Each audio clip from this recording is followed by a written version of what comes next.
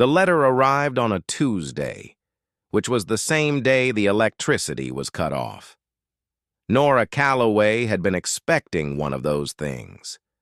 Not both at once, and certainly not on the same afternoon that her daughter came home from school with a permission slip for a field trip that cost $40 she did not have. The permission slip was pink, cheerful, printed in a font that did not understand what $40 meant to a woman who had been sorting her pantry by expiration date for the better part of 3 months.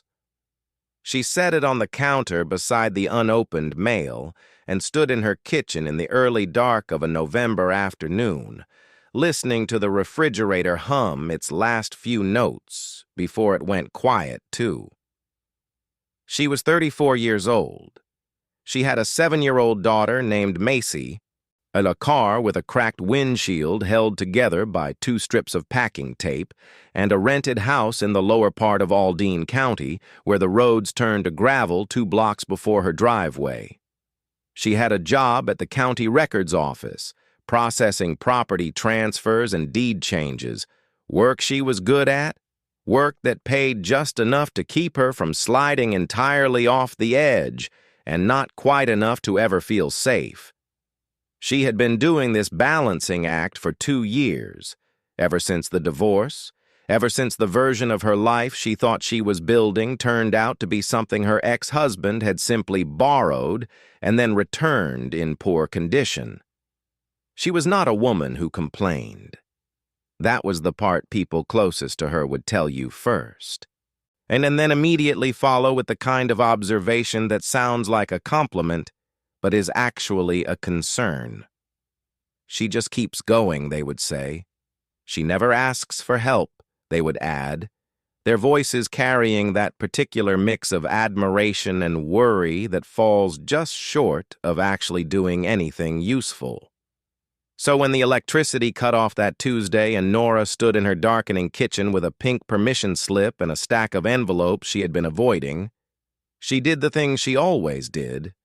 She lit a candle she found under the sink, sat down at the table, and opened the mail. Most of it was expected. A notice from the utility company, a bill from the pediatrician, a coupon circular from a grocery store she rarely shopped at because it was on the far side of town, and then, at the bottom of the stack, out an envelope she did not recognize. Plain white, the return address bearing the name of a law office she had never heard of, located in a small town called Crestfield, almost 2 hours north. She opened it without thinking too hard about it, the way you open things when you are already tired and one more surprise seems manageable simply because you are too exhausted to be afraid of it. The letter inside was 3 pages long. It was formal, dense with legal language, and it took her 2 full readings under the candle to understand what it was actually saying. When she did understand, she sat very still for a moment, the paper resting in both hands, and read the central part of it a 3rd time, just to be certain.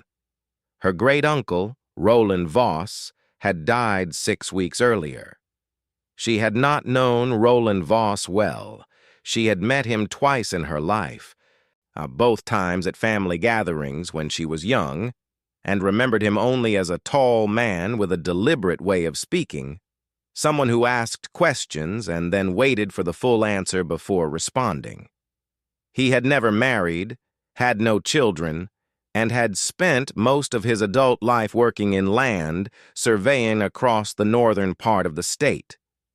He was, by all accounts, a quiet man who had kept mostly to himself and whose death had been noted by very few people. He had left her a piece of land, not money, not property that could be sold for money in any obvious sense. Land. Specifically a parcel of just over 18 acres located in a section of Aldene County called the Gentry Ravine, a designation that appeared on the deed with the same casual authority as a name given to something considered too inconvenient to develop and too useless to argue over. Nora read the description of the land 3 times. The parcel bordered the ravine on its eastern and southern sides. It was steeply sloped, described in the legal documents as having significant grade changes and rocky substrate conditions. There was no road access except for an unimproved track, classified as seasonal and non-maintained. There was no structure on the land, no water line, no power, no improvements of any kind. The assessed value, printed in plain black type near the bottom of the second page, was $11,000. $11,000 for 18 acres. She stared at that number for a long time. Then she folded the letter, placed it back in the envelope, and put it on the counter beside the pink permission slip. She went and found Macie in her room, where the girl had been doing homework by the light of her battery-powered lantern, unbothered, already adjusted to the current version of things. They ate peanut butter sandwiches for dinner, and Nora told her daughter that the lights would be back on in a day or two, which was a promise she intended to keep, even if she was not entirely certain how. That night, after Macie was asleep, Nora sat in the dark and thought about Roland Voss and his 18 acres of ravine. She thought about what it meant to be left something by someone who barely knew you, whether it was a kindness or an accident of circumstance, some legal default triggered by the absence of anyone closer. And she thought about whether the land was worth the cost of accepting it, because there would be taxes. She knew that much from her job, annual property taxes on land that produced nothing, that sat in a ravine that nobody else had wanted enough to make an offer on. She thought about calling her sister, Dana, who lived in the city and had a husband and a mortgage, and the particular confidence that comes from never having had to count the days until a paycheck. But she knew what Dana would say without asking. Dana had a way of offering advice that felt like a door quietly closing. She would tell Nora to sign the land over to the county or sell it immediately for whatever she could get, or decline the inheritance entirely and save herself the tax burden. And Dana was practical in the way that people are practical when practicality has never cost them anything personally. Nora did not call Dana. Instead, she pulled out her county maps the next morning, the large printed topographic surveys she sometimes used at work, and found the Gentry Ravine section. It was in the eastern part of the county, an area she had processed paperwork for a handful of times over the years, mostly minor things. Road easement disputes, drainage right-of-way adjustments, the occasional boundary correction. The ravine itself was marked with close-set contour lines indicating steep terrain, and the thin blue thread of a seasonal creek that ran along its lowest point before disappearing into a culvert somewhere south of the main road. She looked at her great-uncle's parcel on the map for a long time, and the land wrapped around the upper eastern lip of the ravine, dropping sharply toward the creek bed at its lowest edges. It was exactly the kind of land that appeared on surveys as an afterthought, the blank space between things that mattered.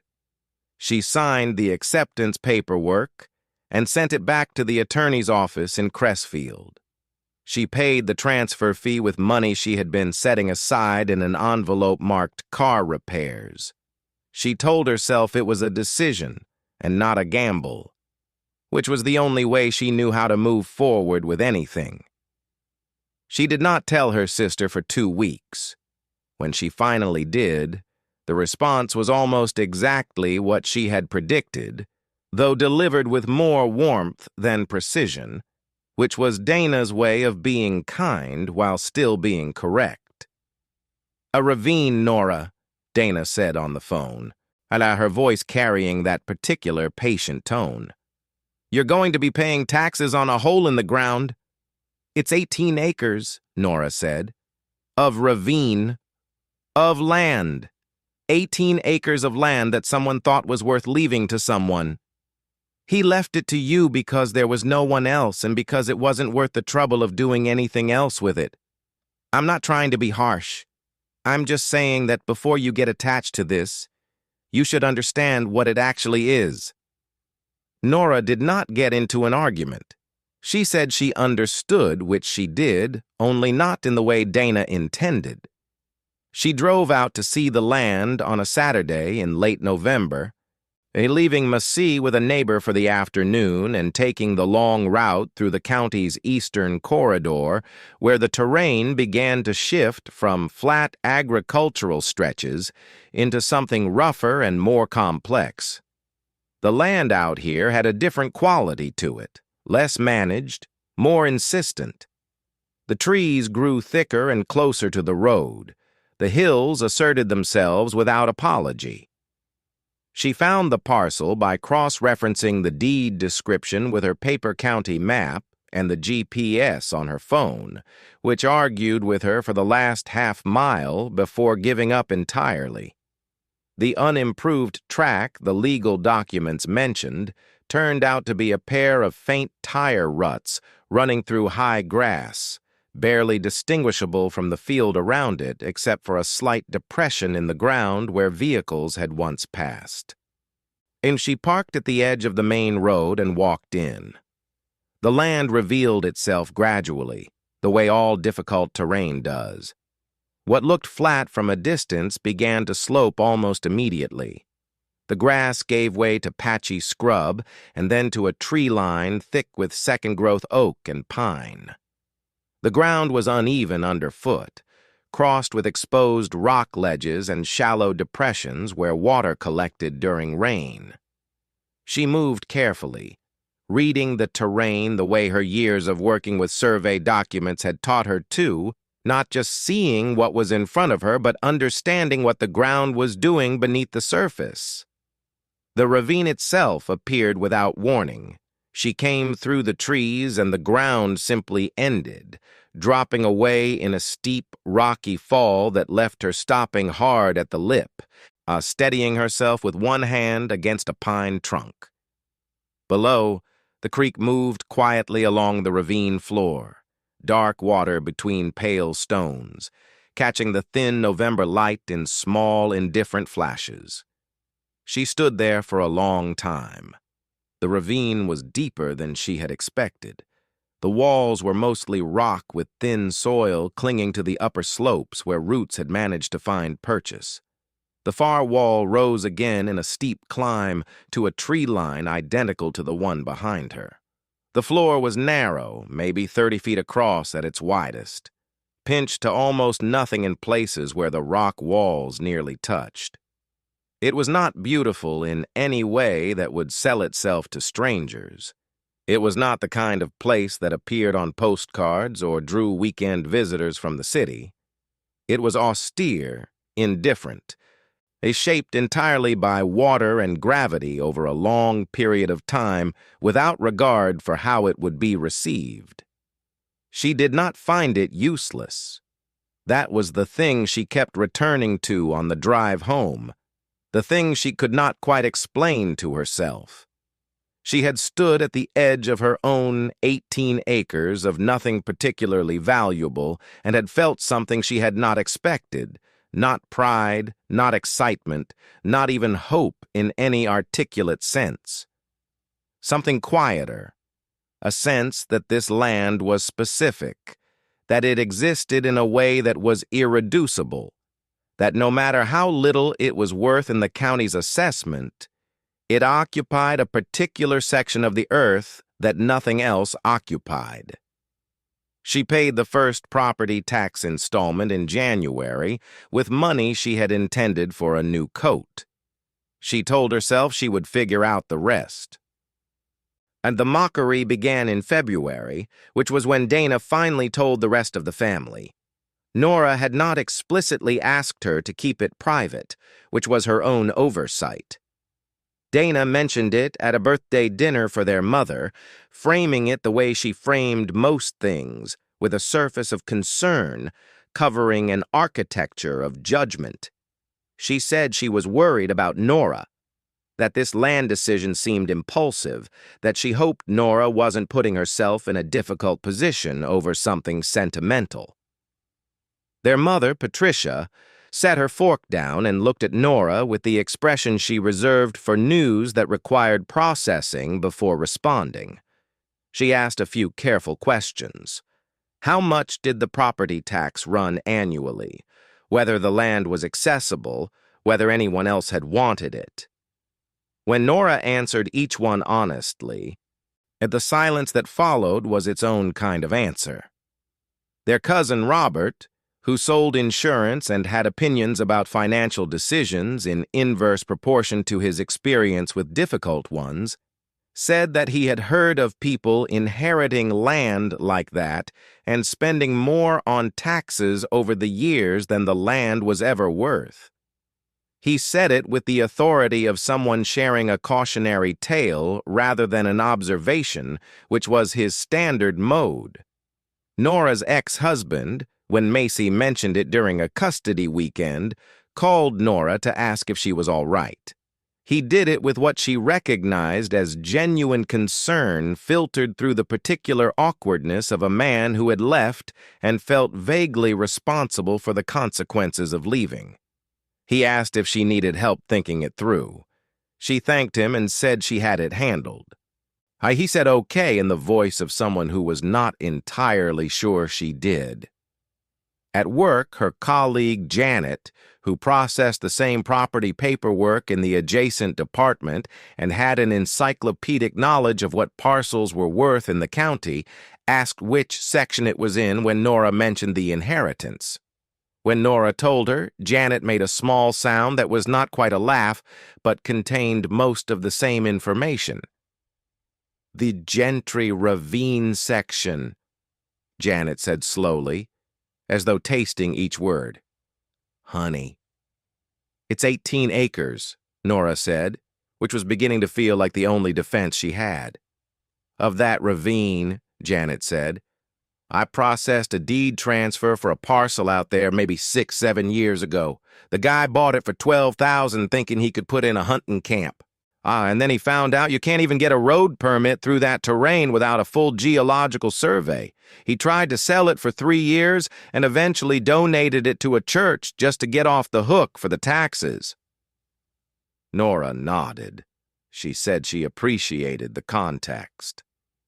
She went back to her desk and spent the rest of the afternoon processing property transfers for other people's land that was worth actual money, and tried not to think too hard about what everyone around her had quietly agreed upon, which was that she had inherited a problem and mistaken it for an inheritance. Spring came slow to the eastern part of Aldene County. The frost lingered longer in the ravine sections, held in by the rock walls that blocked the morning sun until well past 9. Nora drove out twice more in April, parking on the road and walking the property line as best she could determine it from the deed description. She brought her county survey maps and her compass and moved through the terrain methodically, not looking for anything in particular, learning the land in the way you learn something that belongs to you before you understand what it is for. On her second April visit, she found the markers. They were not immediately obvious. Survey markers rarely were, especially old ones, especially on parcels that had been largely ignored for decades.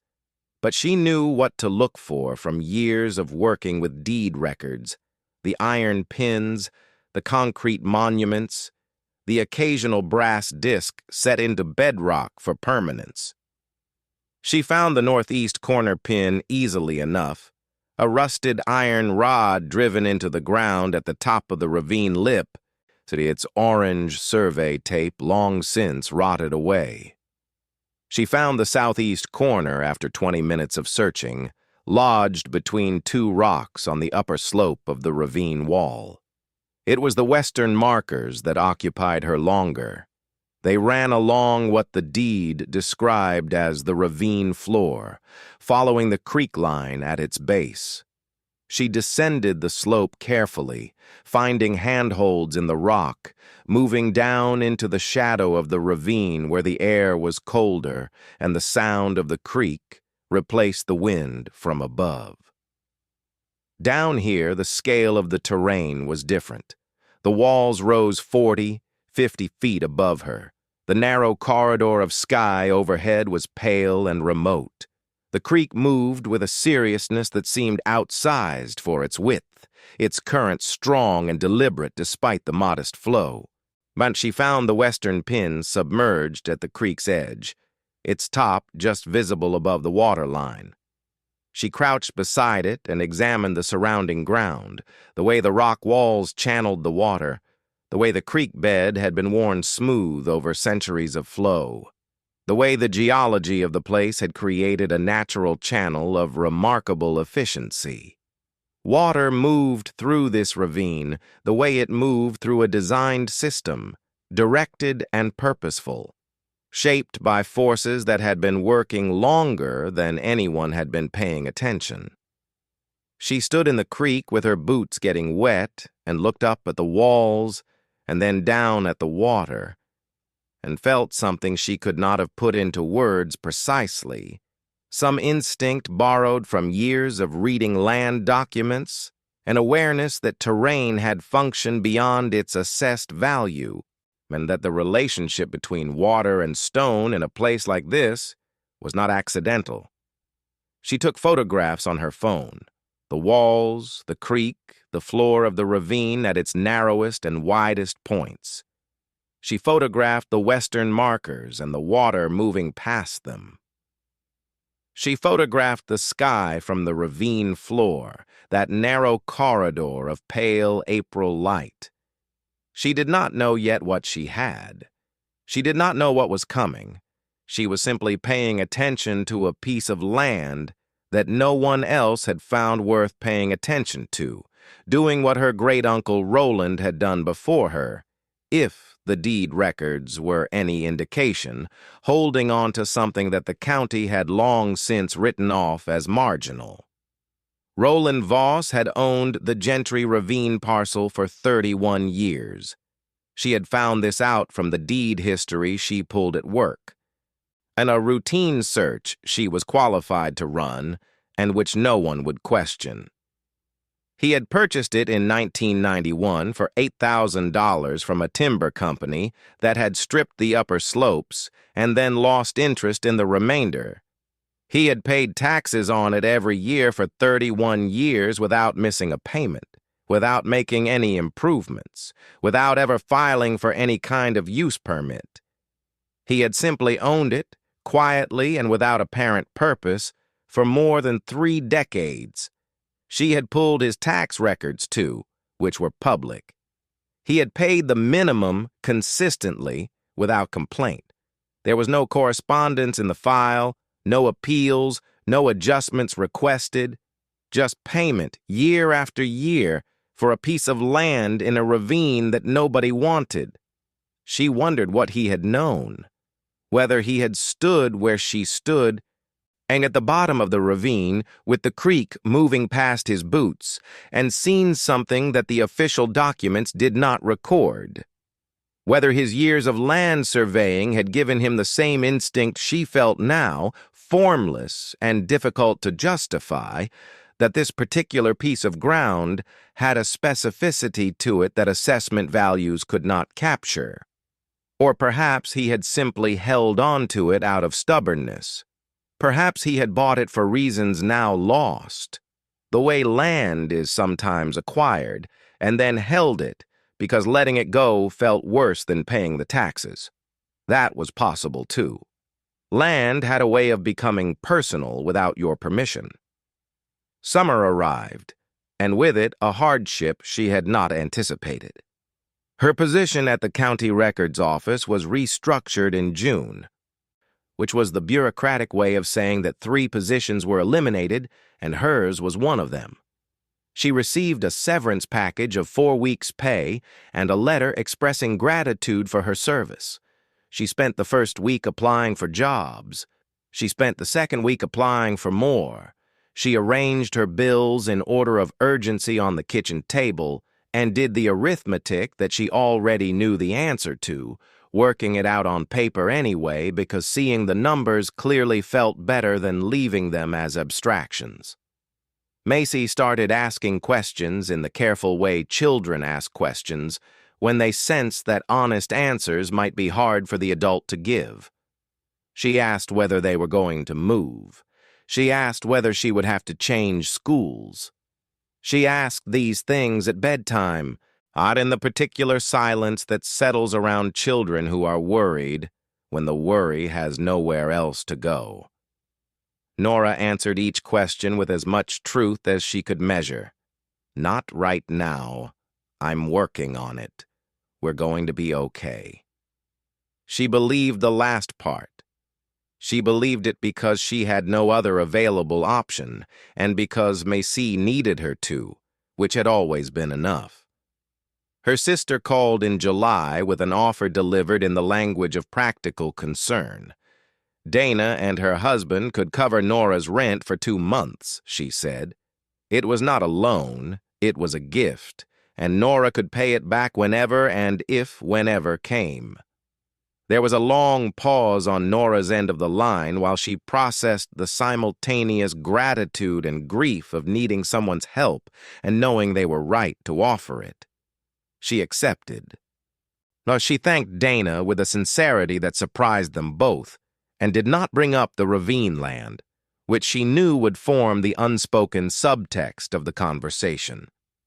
She knew Dana was thinking it. The taxes on that Ravine parcel were coming due in October, and Dana knew the numbers well enough to be doing the calculation.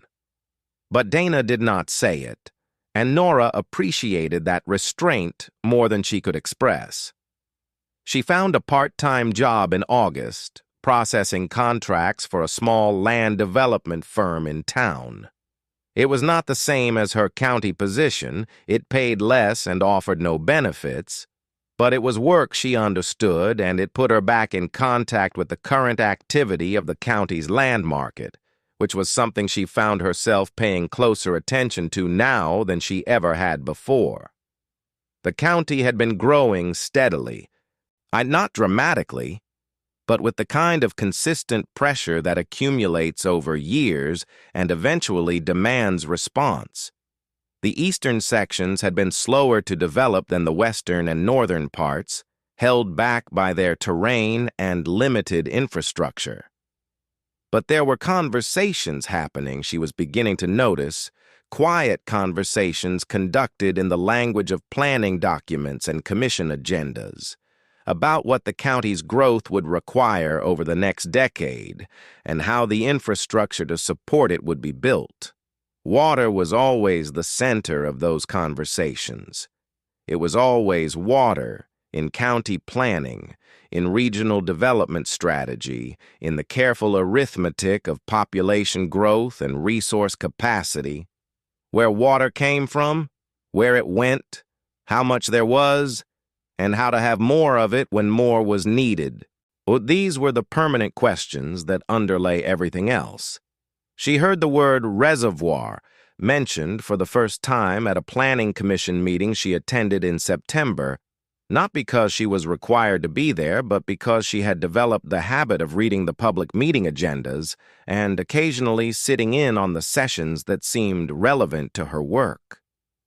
The mention was brief, almost offhand. A commissioner referring to a regional infrastructure study that was currently underway and whose preliminary findings would be presented to the full board sometime in the fall.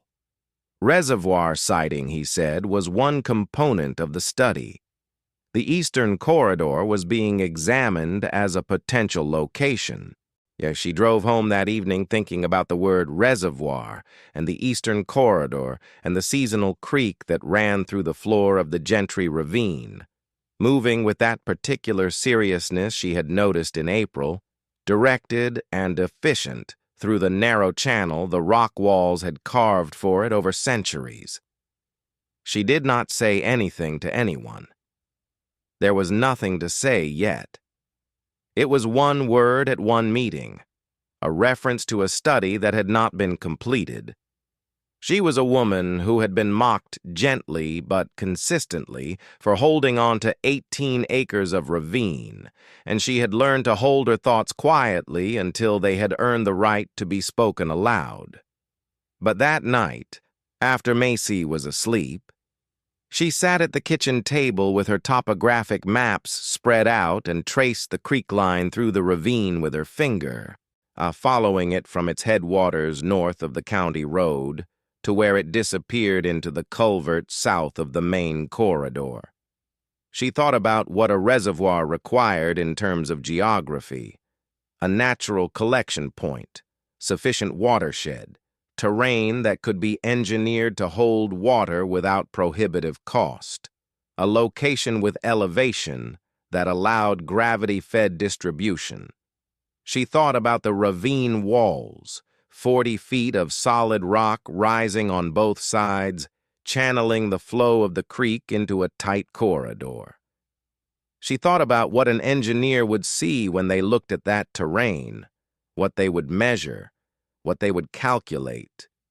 She thought about her great-uncle Roland, who had spent his career reading land for a living and had seen something in this particular parcel worth paying taxes on for 31 years. She folded the maps carefully and put them away.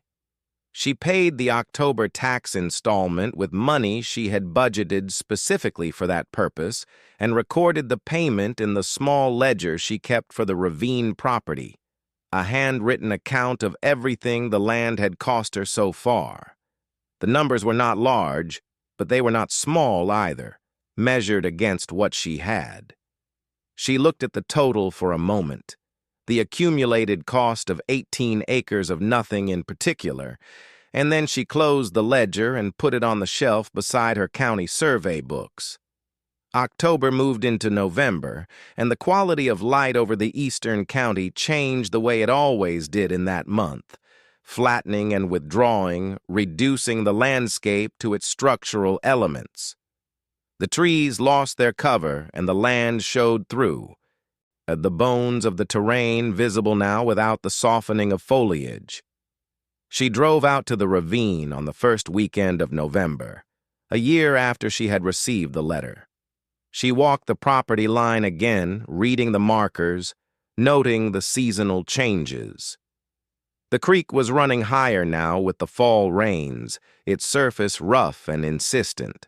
The rock walls were darker with moisture, the stone breathing in the way stone does in wet weather, exhaling a cold mineral smell that belonged entirely to this place and nowhere else. She stood at the bottom of the ravine for a long time, listening to the water. She was thinking about Roland Voss, about what he had known and when he had known it, about whether a man who spent 30 years paying taxes on land assessed at $11,000 had known something the assessors had not, or whether he had simply been a stubborn old man who refused to let a piece of ground go because letting it go was a kind of defeat. She thought about the difference between those two things and whether it mattered which was true. The creek moved past her boots and continued south, following its ancient course, indifferent to her questions. The rock walls held their position. The narrow sky above was the particular gray of a November afternoon in the eastern hills, flat and even and without drama. She took one photograph before she left. Not of anything specific, just the view from the ravine floor looking south, the creek and the rock walls and the corridor of gray sky. She put her phone back in her pocket and climbed the slope back to the road. And the regional infrastructure study was presented to the County Board of Commissioners on the 14th of November. She knew the date because she had been watching the agenda. She attended the public session. The room was half full. County staff, a few contractors, a handful of residents who followed planning matters closely. The presentation was thorough, delivered by a team of engineers from a regional firm who moved through their slides with the practiced efficiency of people accustomed to presenting technical material to non-technical audiences. They covered population projections, water demand forecasting, current infrastructure capacity, and future shortfall estimates. When they reached the section on reservoir siting, Nora sat forward slightly in her seat.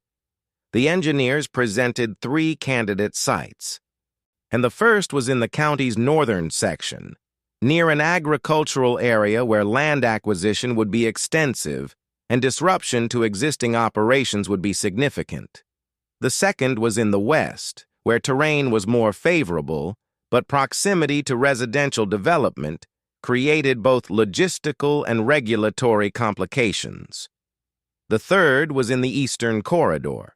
The slide for the eastern site showed a topographic map she recognized: the contour lines, the creek line, the narrow corridor of the ravine.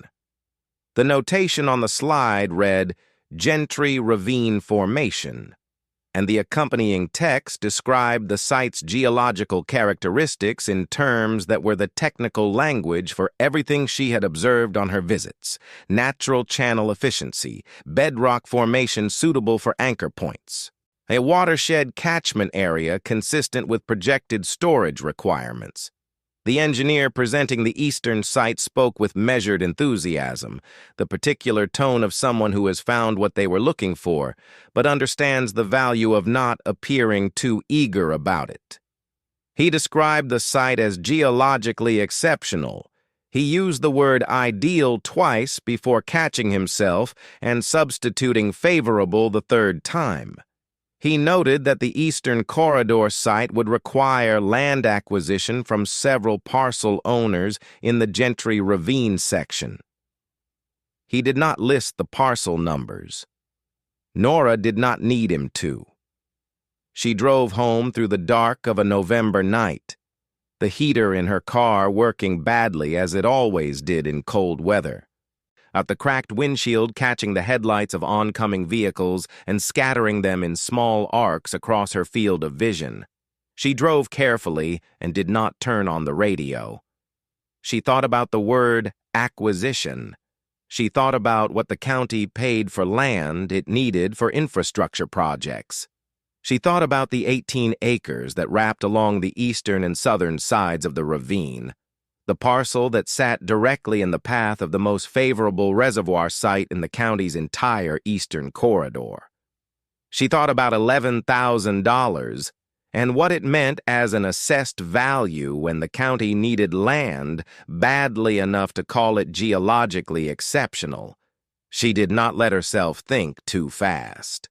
She had been here before, in the vicinity of something that looked like a change in fortune, and she had learned that the distance between proximity and arrival was where most hope ran out of road. She was careful with hope in the way you are careful with things that have been scarce.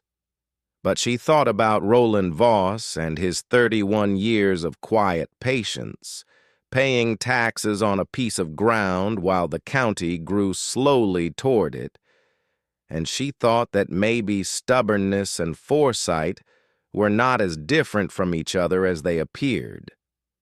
She pulled into her driveway and sat for a moment before going inside. The night was cold and clear, the kind of November night that made the stars look closer than they were. She looked at them for a moment through the cracked windshield, then gathered her bag and went in to check on her daughter. Macie was asleep, and sprawled diagonally across her bed the way children sleep when they have no anxiety about taking up space. Nora stood in the doorway for a moment, watching the rise and fall of her daughter's breathing, and felt the particular love that lives at the edge of fear, the love that exists most clearly in the moments when you understand exactly how much you have to lose. She went to the kitchen, made herself a cup of tea, and sat down at the table with her county survey maps. She spread out the topographic sheet for the eastern corridor and placed her finger on the Gentry Ravine section. She traced the parcel boundary with the tip of her nail. The 18 acres that wrapped along the upper ravine. The 18 acres that sat in the precise location the engineers had identified as geologically exceptional, and the 18 acres that no one had wanted except Roland Voss, and then, by inheritance and stubbornness, and a refusal to let go of something simply because everyone agreed it was worthless, Nora Calloway. She did not know yet how large it would become. She did not know the number the county would eventually put on the table. She did not know the fight that was coming, the complications, the things she would have to understand and navigate and endure before the story reached its resolution. She did not know that the land her great-uncle had left her would require her to become someone she had not yet been required to be. She only knew what she had known from the beginning, since the night she sat by candlelight in a dark kitchen and read 3 pages of legal language by the light of a candle she had found under the sink. She had known then that the land was real, that it existed in a specific way that nothing could unmake, and that specific existence was worth something that the assessed value did not begin to measure. She folded the maps. She washed her cup. She turned off the kitchen light and stood for a moment in the dark of her house, listening to the silence of a November night in the lower part of Aldene County, where the roads turned to gravel 2 blocks before her driveway. Then she went to bed, and for the first time in a long time, she slept without difficulty. The county's first contact came 14 days after the infrastructure presentation, which told her something important before anything else was said. 14 days was fast. In county government, 14 days was practically urgent, the bureaucratic equivalent of running. And she knew the rhythms of that system well enough from her years at the records office to understand that when it moved quickly, it was because something was moving it. Some pressure applied from above or from outside that compressed the usual timetable. Committees moved slowly. Individual commissioners moved slowly. Projects moved slowly. But need, real infrastructural need, backed by population data and engineering reports and the political weight of a county that was outgrowing its water capacity, that moved at its own speed. The call came on a Wednesday morning while she was at her desk at the land development firm, processing easement documents for a subdivision project in the county's western corridor. The number on her phone was a county exchange, which she recognized immediately. She let it ring twice before answering. Not from hesitation, but from the instinct that the first impression you make in a negotiation is established before the first word is spoken. The man who called identified himself as Gerald Pruitt, Assistant Director of the county's Infrastructure Development Office.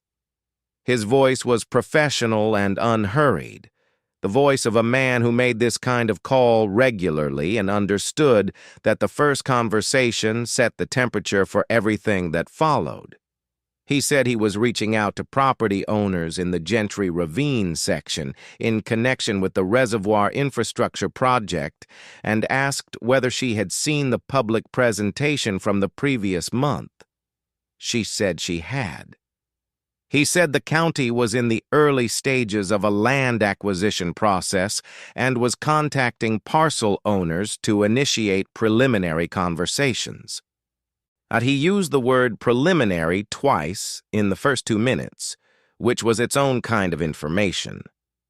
He asked whether she would be available for a meeting at the county offices to discuss her parcel and the county's interest in it. She said she could be available the following week. He said that would be fine and thanked her for her time with the warmth of someone who expected the conversation to be simple. She spent the next 5 days doing research of a kind she had never done before, but felt instinctively equipped for, drawing on everything her years at the records office had built into her understanding of how land and government intersected. She pulled every public document related to the Reservoir project that had been filed with the county. She read the engineering study in full, not just the summary slides from the presentation, but the complete technical report that ran to 214 pages and was available for public review at the county clerk's office. She requested a copy and read it over 3 evenings, making notes in the margins of a legal pad, translating the technical language into the plain terms she needed to understand what the engineers were actually saying. What they were saying, in the language beneath the language, was this: the Gentry Ravine site was not merely favorable, it was the project. The northern site, upon full geological assessment, had complications in its subsurface that would require extensive remediation before construction could begin. The engineers had quantified the additional cost at somewhere between $4 and $7 million, with a significant uncertainty range that made it difficult to commit to a firm budget. The western site had a regulatory problem involving a protected wetland designation on a portion of the required acquisition area, which meant an environmental review process that could add 2 to 3 years to the timeline. The county board had already signaled, through the careful language of meeting minutes, that timeline delays were politically untenable given the growth projections. The eastern site, the Gentry Ravine formation, had none of those problems. The bedrock was clean and consistent, ideal for anchor infrastructure. The watershed catchment was substantial and well-defined. The terrain channeled water with what one of the engineers had called natural architectural efficiency, which was the most poetic thing she had ever read in a geological survey. The construction timeline was the shortest of the 3 options by approximately 18 months. The projected total cost was the lowest by a meaningful margin.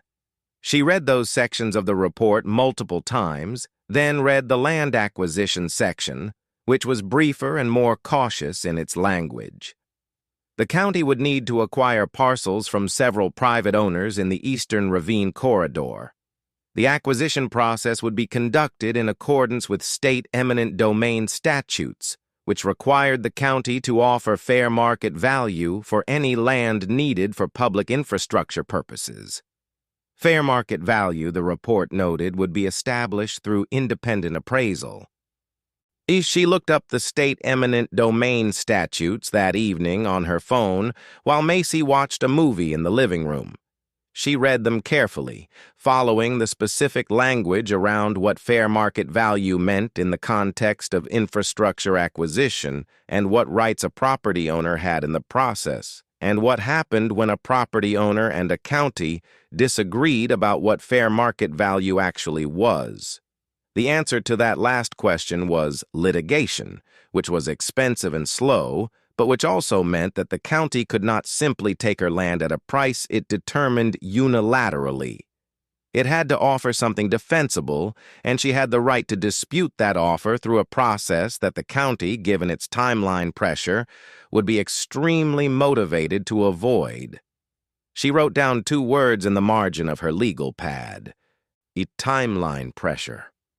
She circled them. She called Janet, her former colleague at the records office, not to share what she was thinking, but to ask a question that sounded casual. She asked what the going rate for land acquisitions in the county had been running for infrastructure projects over the past few years. Janet, who knew these things the way she knew the names of every county commissioner, said it varied significantly by location and project type, but that water infrastructure acquisitions had been trending higher because of the complexity of the environmental review requirements and the difficulty of finding suitable sites. She asked, still casually, whether Janet knew of any cases where a single parcel had been particularly critical to a project, where the county had had limited alternatives. Janet paused, It then said there had been one case about 5 years ago, a pipeline corridor project in the northern section where one landowner had held a parcel that sat directly across the only viable route. The county had offered assessed value initially, which the landowner had refused. The final acquisition price had been approximately 8 times the initial assessed value. Nora thanked her and steered the conversation elsewhere. After she hung up, she sat very still at the kitchen table for a moment, doing arithmetic in her head that she had been careful not to do too enthusiastically before she had the facts to support it. 8 times the assessed value. $11,000 assessed value, 8 times 11,000. She stopped herself. Those were someone else's numbers from someone else's situation. She needed to know her own numbers. Yeah, she needed to know what her land was actually worth, not what the county had assessed it at for tax purposes, which was the lowest defensible figure, but what it was worth in the specific context of a reservoir project that had identified the Gentry Ravine formation as its most viable site, where her parcel sat directly along the eastern and southern boundaries of the acquisition corridor the engineers had mapped. She scheduled an independent land appraisal. The appraiser she found was named Delia Marsh, a licensed real estate appraiser who had been working in the region for 20 years and who came recommended by a real estate attorney whose name she had found through the state bar directory. Delia drove out to the property on a cold Thursday morning in early December, wearing boots appropriate for the terrain and carrying equipment that suggested she took the work seriously. They walked the parcel together, Nora following along with her survey maps, pointing out the marker locations, explaining the deed boundaries, answering questions. Delia was quiet during the walk, which Nora understood as professional attention rather than disengagement. She took measurements, made notes, photographed the terrain features that were relevant to her assessment. At the ravine floor, she spent considerable time examining the creek channel and the rock walls, her expression neutral but focused. She asked several questions about the engineering study, and Nora answered them from memory.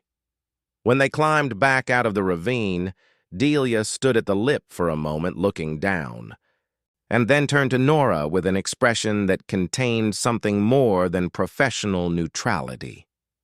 "You've read the full engineering report," Delia said. It was not a question. "Yes," Nora said. "Then you understand what they're saying about this site." "I understand what I understood from reading it. I'm not an engineer." Delia looked back at the ravine. "You don't need to be. The formation here is what they're calling it in the report. That's not a word they use for second-choice sites. That's a word they use when they found what they were looking for." She paused. "The appraisal is going to take me a couple of weeks. There's a methodology for infrastructure-adjacent acquisition that I need to follow carefully, and I want to make sure the documentation is thorough." Nora asked why thorough documentation mattered particularly. Delia looked at her steadily. "Because when the county receives my report, they're going to push back on the valuation. They always do. And when they push back, you want documentation that's bulletproof." Another pause. "Do you have an attorney?" Nora said she was looking into it.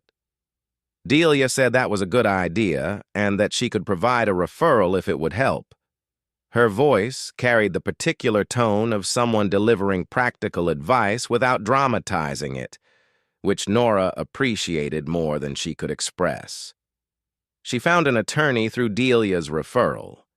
His name was Marcus Webb, and he worked out of a small office in the county seat, specializing in land use and property rights.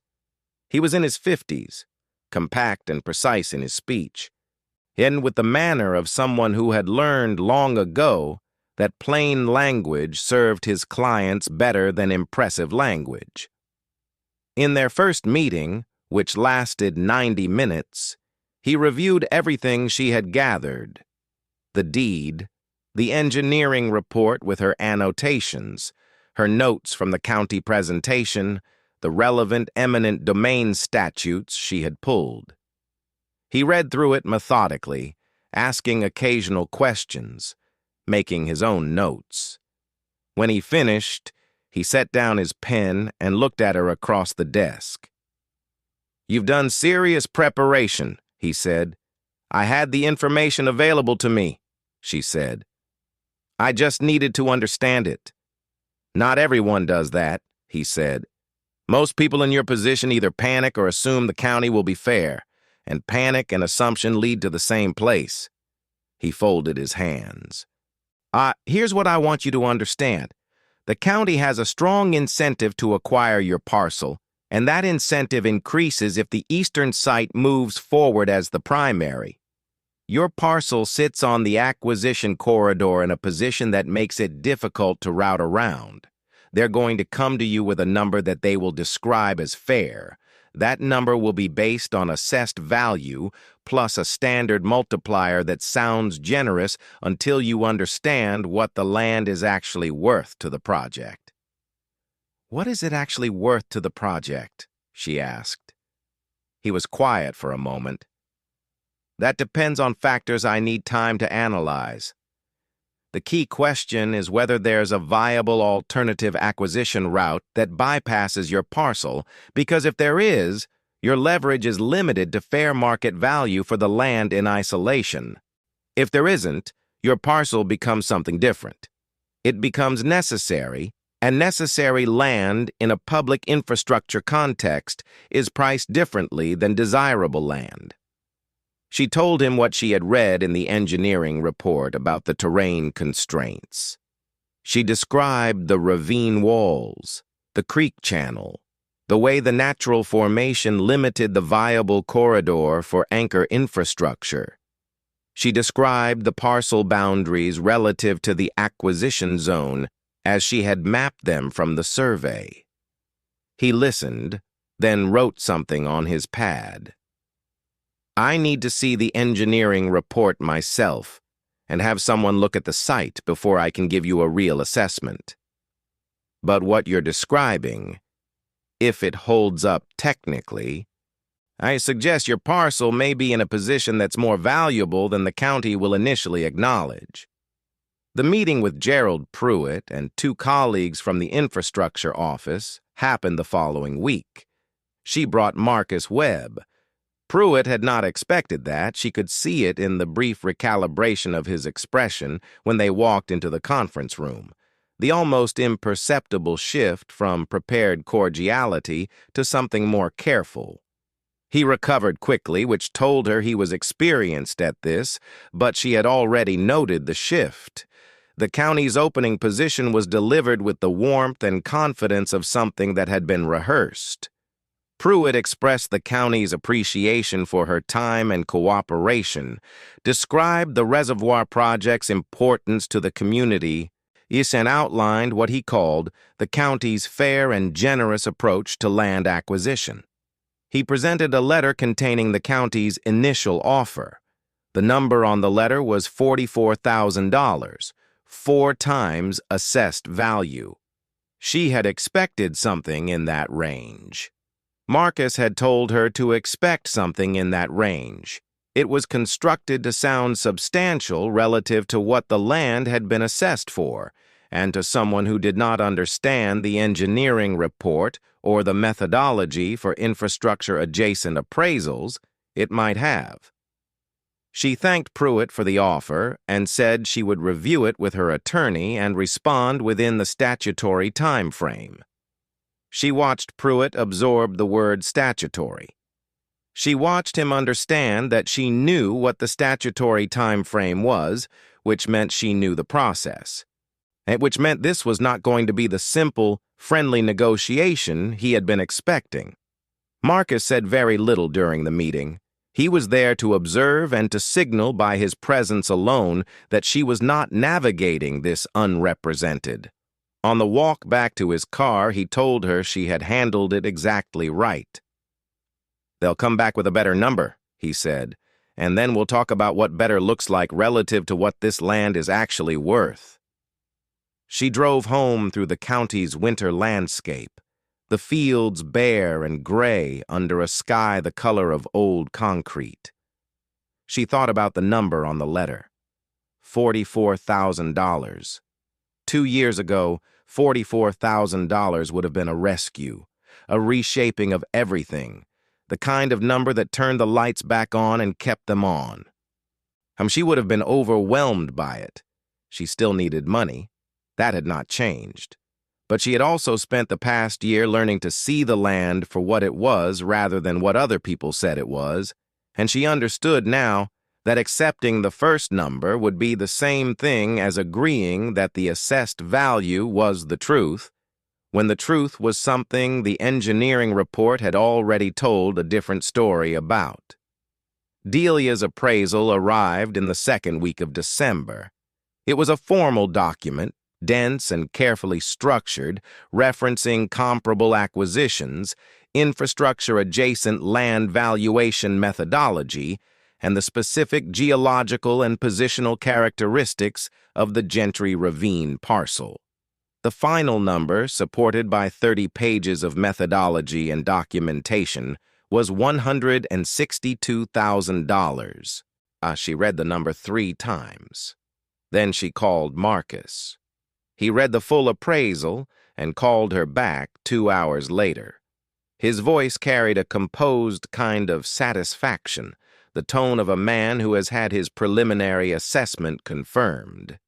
He said the methodology was sound, the documentation was thorough, and the number was defensible. He said the county would dispute it.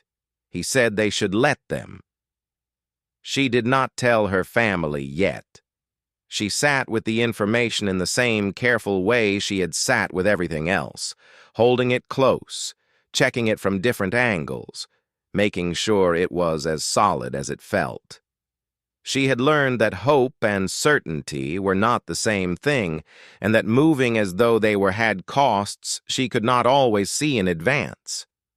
But in the evenings, when Macie was at the table doing homework and the house was warm and ordinary around them, Nora found herself sitting with a quietness that felt different from the exhausted silence of the past 2 years. Not peace exactly and not certainty, but something that had the same temperature as both of them. The county's response to Delia's appraisal came in January. It arrived in the form of a counter-offer letter accompanied by a 20-page rebuttal of the appraisal methodology, which Marcus told her was standard procedure, that every infrastructure acquisition went through the same back and forth, and that the rebuttal, however detailed, did not actually undermine the core of Delia's analysis, but was designed to create the impression of technical dispute and apply pressure through complexity. And the counteroffer was $78,000, almost double their initial number, still less than half of Delia's appraisal. The gap between those two figures was where the real negotiation lived, and both sides knew it. It was also in January that the news about the Reservoir project became public in a way that it had not been before. A local newspaper ran a story about the infrastructure study and the county board's preliminary endorsement of the Eastern Corridor site. The story was detailed and included quotes from county commissioners about the importance of the project to the region's long-term water security.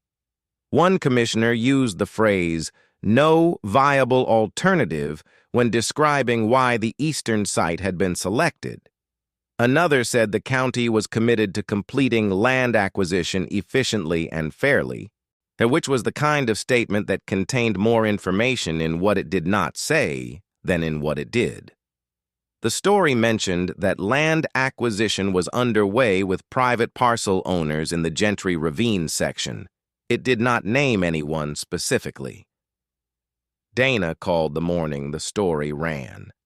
She had read it. She had read it carefully, which Nora could tell from the particular quality of her sister's voice, that careful, recalibrating tone that appeared when Dana was in the process of revising a position she had held confidently. "Is this your land?" Dana asked. "The Ravine section." "Part of it is mine," Nora said. A pause. "How much of it?" "My parcel is on the eastern and southern side of the acquisition corridor." Another pause, longer. "Nora, when were you going to tell me?" "When there was something definite to tell. The county is calling it their best site. They're saying there's no alternative. That means your land is—" Dana stopped herself. "How long have you known?" "I've been watching it develop since November." The silence on the line had a different quality than their usual silences. Nora could hear her sister processing, the sound of certainty being gently but thoroughly restructured. "The appraisal," Dana said finally, her voice quieter now. "Have you had it appraised?" "Yes." "What did it come back at?" Nora told her. She heard Dana draw a slow breath. "And the county offered." Nora told her the county's current position. Another breath. "You have an attorney," Dana said. It was not quite a question. "Yes." A long pause. Then Dana said something Nora had not expected, delivered in the voice her sister used when she was being honest in a way that cost her something. "I'm sorry," Dana said, "for the ravine comment, for the hole-in-the-ground comment. I should have—" She stopped. "I didn't understand what you were doing." "Neither did I entirely," Nora said, which was true. "But you held on to it." "I held on to it." There was a silence between them that was not uncomfortable, the kind of silence that happens when a relationship is quietly adjusting itself to a new configuration and both people can feel it happening. "What can I do?" Dana asked. "Nothing yet," Nora said. "I'll let you know when I need something." She said it simply, without weight. But she heard it land the way she had intended it to land, not as a rebuke, but as information. Say she was navigating this. She had been navigating it. She would tell her sister when there was something to tell and ask for help when there was something to ask for, and both of those things would happen on a timeline she determined.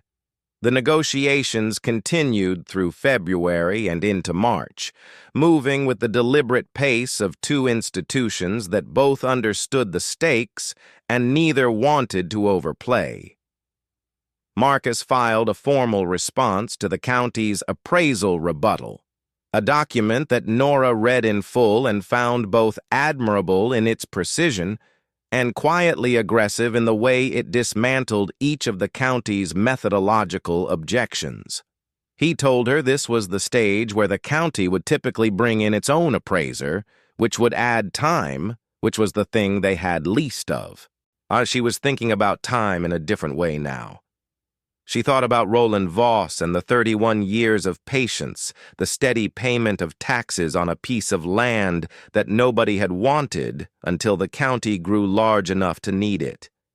She thought about his land surveying career, the years of reading terrain, understanding what ground was for before anyone else decided to ask the question. She thought about what it meant to see a thing clearly when everyone around you had dismissed it, and to trust that clarity even without anyone else to confirm it. She thought about her great-uncle in those November evenings, the way she sometimes thought about her grandfather, the way you think about people you did not know well enough who nevertheless shaped something essential about who you became. She thought Roland Voss had been a particular kind of patient person. Not passive, not resigned, but patient in the way that comes from understanding something deeply and knowing that understanding alone was sufficient, that the world would eventually confirm what you already knew. She was beginning to understand that kind of patience. She was beginning to feel it take shape inside her, not as something she had learned intellectually, but as something she had earned through 2 years of holding on to a piece of ground that everyone else had written off, through the electricity bills and the layoff and the pink permission slip and the $44,000 opening offer and the feeling of sitting in a county conference room with a number on a letter that was constructed to feel generous to someone who did not know better. As she knew better, and the knowing had not come from nowhere. It had come from paying attention, from reading the reports, from walking the land, from standing in the creek with her boots getting wet and understanding that specific existence was worth something that assessment values did not begin to measure. It had also, she was beginning to understand, come from Roland Voss, who had seen the same thing she was seeing and had waited for it to become true. The county hired its own appraiser in late February, as Marcus had predicted. The counter-appraisal, which arrived in early March, valued her parcel at $91,000, still below Delia's number, still, she noted, significantly above where they had started. The gap was narrowing. The gap narrowing was information. What happened next she had not entirely anticipated, though she recognized it in retrospect as the kind of thing that happens when a negotiation becomes visible to people who were not previously paying attention. The newspaper ran a follow-up story about the Reservoir project, this one more detailed about the land acquisition process and the timeline pressure the county was under. The story included a map of the acquisition corridor. Anyone who knew the Gentry Ravine section could identify which parcels were involved. Several of them had already settled with the county at preliminary prices. The story also noted, without naming her, that at least one parcel owner had retained legal representation and had disputed the county's initial valuation based on an independent appraisal. It noted that this dispute was creating uncertainty in the acquisition timeline, and that commissioners had expressed concern about project delays. She found out about the story because 3 people called her that morning. The first was her former colleague Janet, who said simply, "That's you, isn't it?" And when Nora confirmed, it said, "Good for you," with a warmth that Nora had not expected, and that stayed with her for the rest of the day. The second caller was her cousin Robert, who asked a series of questions he framed as concern, but which were clearly motivated by something closer to amazement. He had seen the map in the newspaper. He had done some arithmetic.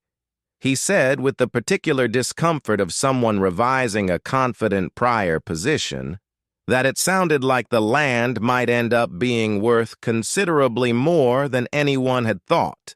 And he used the word anyone in a way that was meant to be inclusive but functioned as an acknowledgement. She thanked him for calling and kept the conversation brief. The third caller was a man she did not know, who had found her through the public deed records and identified himself as a journalist for a regional news outlet who was working on a longer piece about the Reservoir project and the land acquisition process. He said he was particularly interested in the stories of individual landowners and how the process was affecting them, and asked whether she would be willing to speak with him.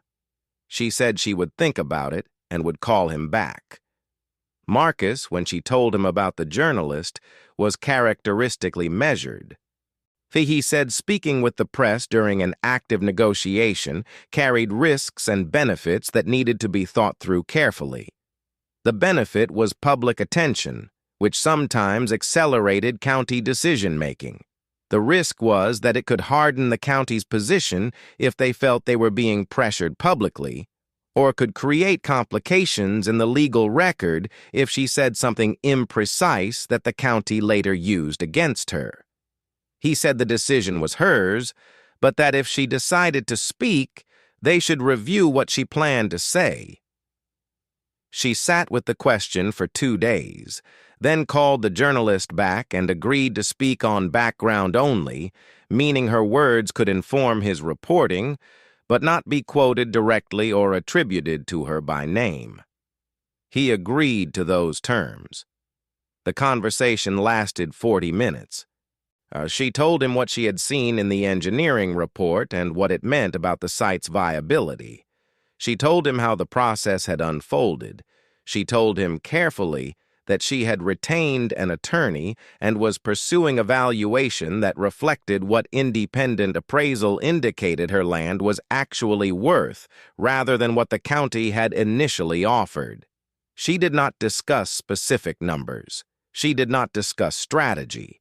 She did tell him one thing that she had not planned to say, but which came out of a question he asked near the end, which was why she had held on to the land in the first place, why she hadn't sold it immediately when she inherited it or donated it the way the previous owners of similar parcels sometimes did. She thought about it for a moment before answering. "And someone left it to me who understood what land meant," she said. "He held on to it for 30 years because he saw something in it that other people didn't see. I'm not sure I understood that when I inherited it, but I think I understand it now." The journalist asked what her great-uncle had seen. She said she thought he had understood that the value of a specific piece of ground is not always visible from where other people are standing. She heard him writing. She thought about Roland Voss and his deliberate way of speaking, the way her family had described him, someone who asked questions and then waited for the full answer before responding. She thought about the 31 years of tax payments recorded in neat columns in the county's public files, uninterrupted, without complaint. She thought, is sitting in her kitchen in the March light with her county survey maps on the table and her daughter's school papers spread across the other end and her legal pad filled with notes from 2 months of reading and preparing and navigating a negotiation that everyone except her and her attorney had expected to be simple. She thought that Roland Voss had been patient the way a good surveyor is patient. He had looked at the land and measured it, and understood what it was, and then he had waited for the world to come around to the same understanding. She was his great-niece, which meant she had inherited more than 18 acres. She had inherited the patience to hold them. Outside, the March light moved across the fields in the slow, deliberate way it moved in the county's eastern sections. Yet where the terrain was rougher, and the shadows lasted longer. In a few weeks, the frost would lift from the ravine floor. The creek would run high with snowmelt and spring rain. The rock walls would dry out and lighten.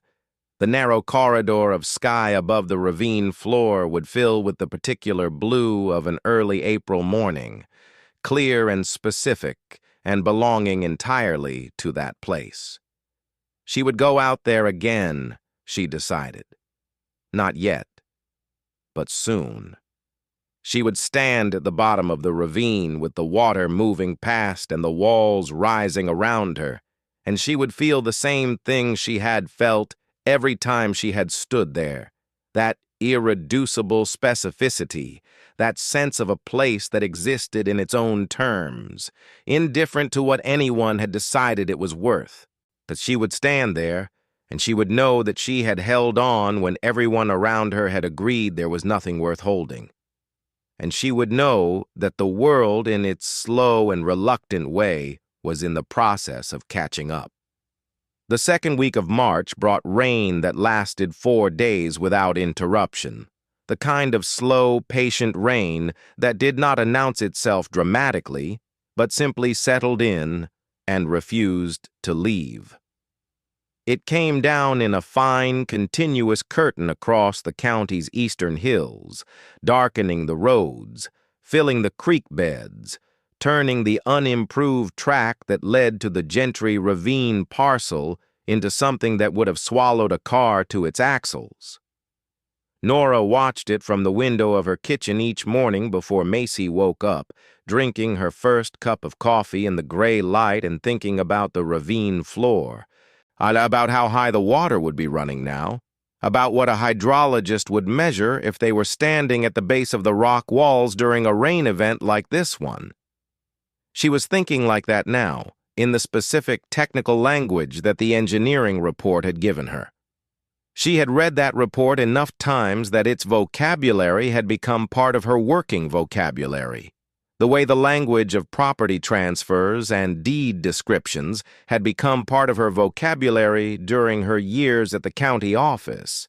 She thought in terms of watershed catchment and channel efficiency and bedrock anchor points the way she had once thought in terms of easement widths and parcel boundaries and tax assessment methodologies. Language was a tool, and she had spent the past several months acquiring the tools she needed for this particular work. Marcus called on the Thursday of that rain week with news that he delivered in his characteristically flat, informational tone, the tone that did not dramatize because it understood that the facts, properly arranged, were dramatic enough on their own. The county had requested a mediated negotiation session. She asked him what that meant in practical terms. He said it meant they wanted to settle without going to court. It meant their own internal timeline analysis had confirmed that litigation, even if they ultimately prevailed, would push the Reservoir project's groundbreaking past the window the county board had publicly committed to. It meant that the commissioner who had used the phrase "no viable alternative" in the newspaper had been more accurate than he intended, and because the phrase applied not just to the Eastern Corridor versus the other sites, but to her specific parcel versus every alternative acquisition route the county's engineers had examined in the past 60 days.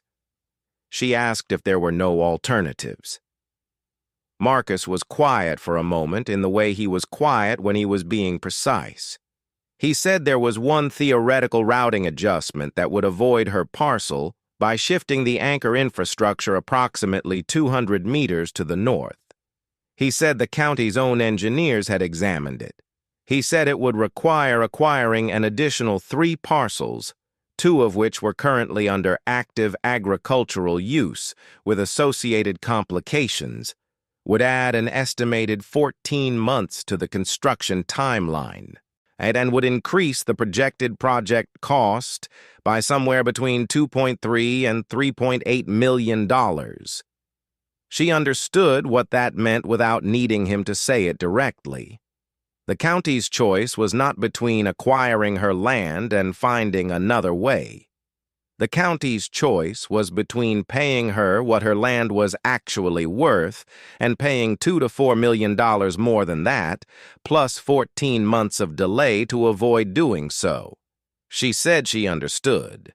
She asked when the mediation session was proposed for. He said the following week. He asked if she was ready. She thought about that question for a moment in the silence of her kitchen, and with the rain coming down outside and the coffee going cold in her hand, and the county survey maps spread on the table the way they had been spread on the table almost every evening for the past 4 months. She said she was ready. The mediation happened on a Tuesday, which was the same day of the week the electricity had been cut off in November of the previous year. She noticed the coincidence when she checked the date on the calendar above the kitchen counter. She did not think it meant anything in particular, but she noted it the way she noted most things now, with the attention of someone who had learned that small details were worth recording. She drove to the county seat in the early morning, the rain finally having lifted the night before, and leaving behind a sky of particular clarity, and the kind that appears in early spring after extended overcast, as if the clouds had decided to make a point about what was possible when they stepped aside. She drove her car with its cracked windshield through that clear morning light and thought about nothing specific, which was how she had learned to approach important moments, by clearing the space around them rather than filling it with anticipation. Marcus was already in the conference room when she arrived, his briefcase open, papers arranged in the precise order she had come to recognize as his working pattern. He looked up when she walked in and gave her a brief nod that carried in it everything he needed to communicate. She was prepared. The documentation was solid. The position was defensible. And what happened next would be a conversation between two parties who both understood the reality of the situation, and the question was only whether they could agree on the language to describe that reality. Gerald Pruitt was there with two colleagues and a county attorney whose presence confirmed that this was not a preliminary conversation, but a serious attempt at resolution.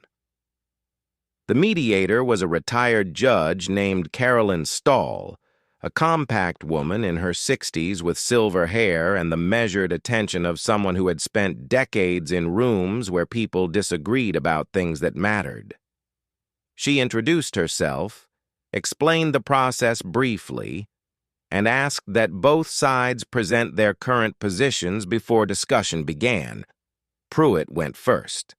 He presented the county's position with the same professional warmth he had used in every previous meeting, though Nora noticed a quality beneath it, now that had not been there in November, not quite strain, but the particular careful control of someone who understood that the ground had shifted since the first meeting and was managing that understanding in real time. He described the project's importance to the county.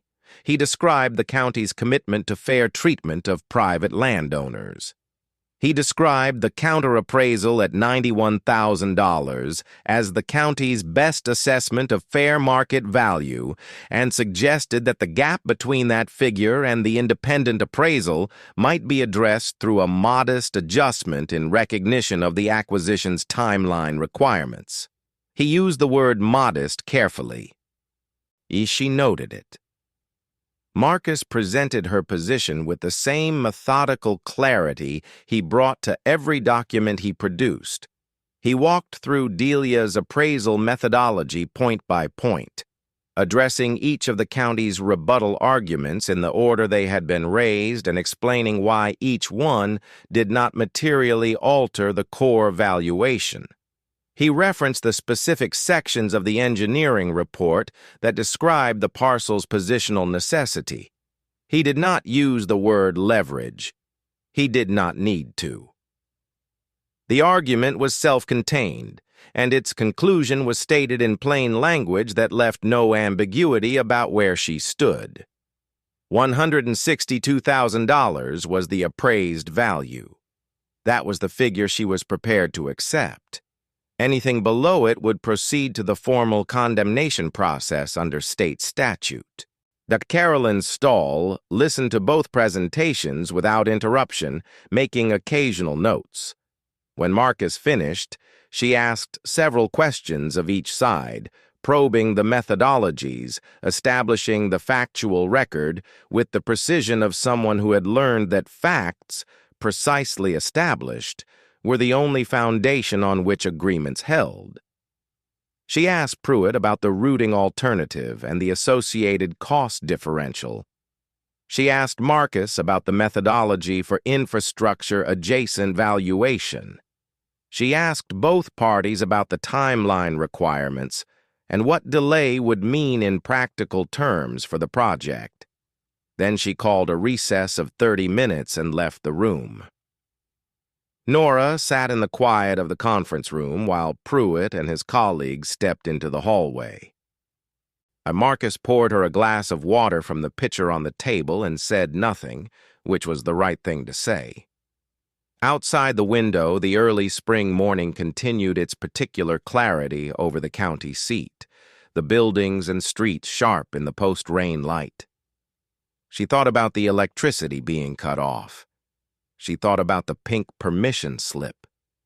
She thought about sitting at her kitchen table with a candle she had found under the sink and a letter from an attorney's office in a town called Cressfield. She thought about the $11,000 assessed value and the first time she had looked at that number and understood that it was describing something without understanding what it was describing.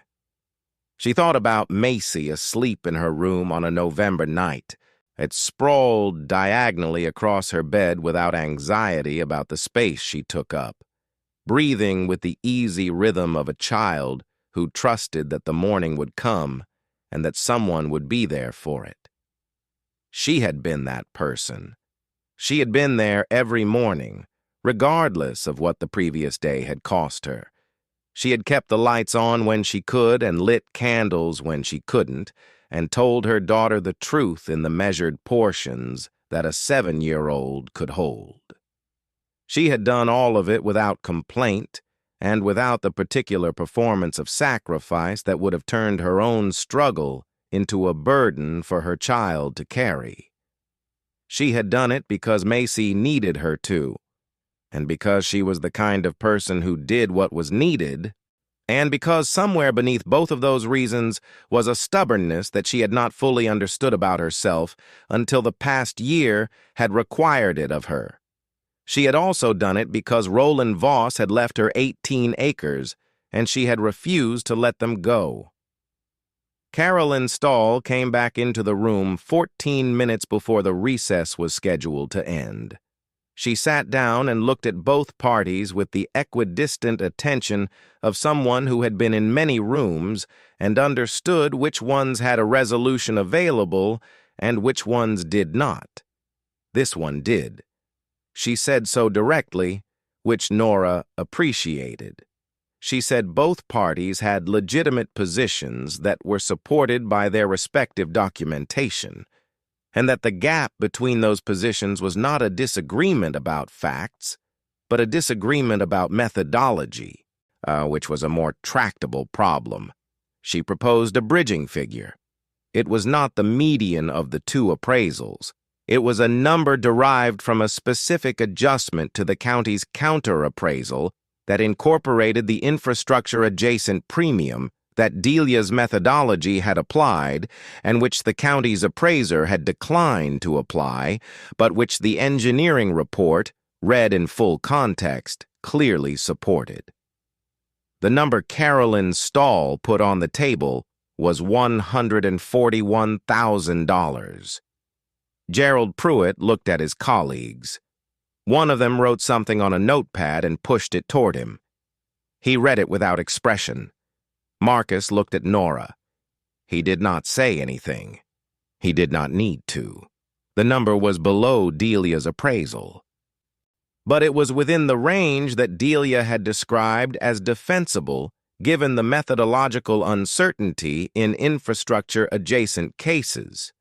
It was $141,000 more than the $11,000 assessed value that had been the only number associated with the Gentry Ravine parcel for as long as anyone had been paying attention. She looked at Carolyn Stahl and asked a single question. She asked whether the county would fund the survey and closing costs in addition to the acquisition price. There was a brief consultation at the county's end of the table. Pruitt said yes. She looked at Marcus. He gave the smallest possible nod, which in his economy of gesture was the equivalent of a declaration. She said she would accept the county's offer. The paperwork took another 3 hours. She signed her name in the places indicated and initialed in the margins, and answered the questions asked of her by the county attorney with the same careful precision she had applied to every document in this process. When it was finished, Carolyn Stahl shook her hand with a directness that conveyed respect without commentary, and Gerald Pruitt shook her hand with the professional grace of a man who had wanted a different outcome and was handling the one he had gotten with appropriate dignity. She drove home through the early spring afternoon in her car with the cracked windshield, and the packing tape holding the glass together caught the light in a way it sometimes did, breaking it into small, separate pieces that scattered across the dashboard. She thought about the first thing she was going to do.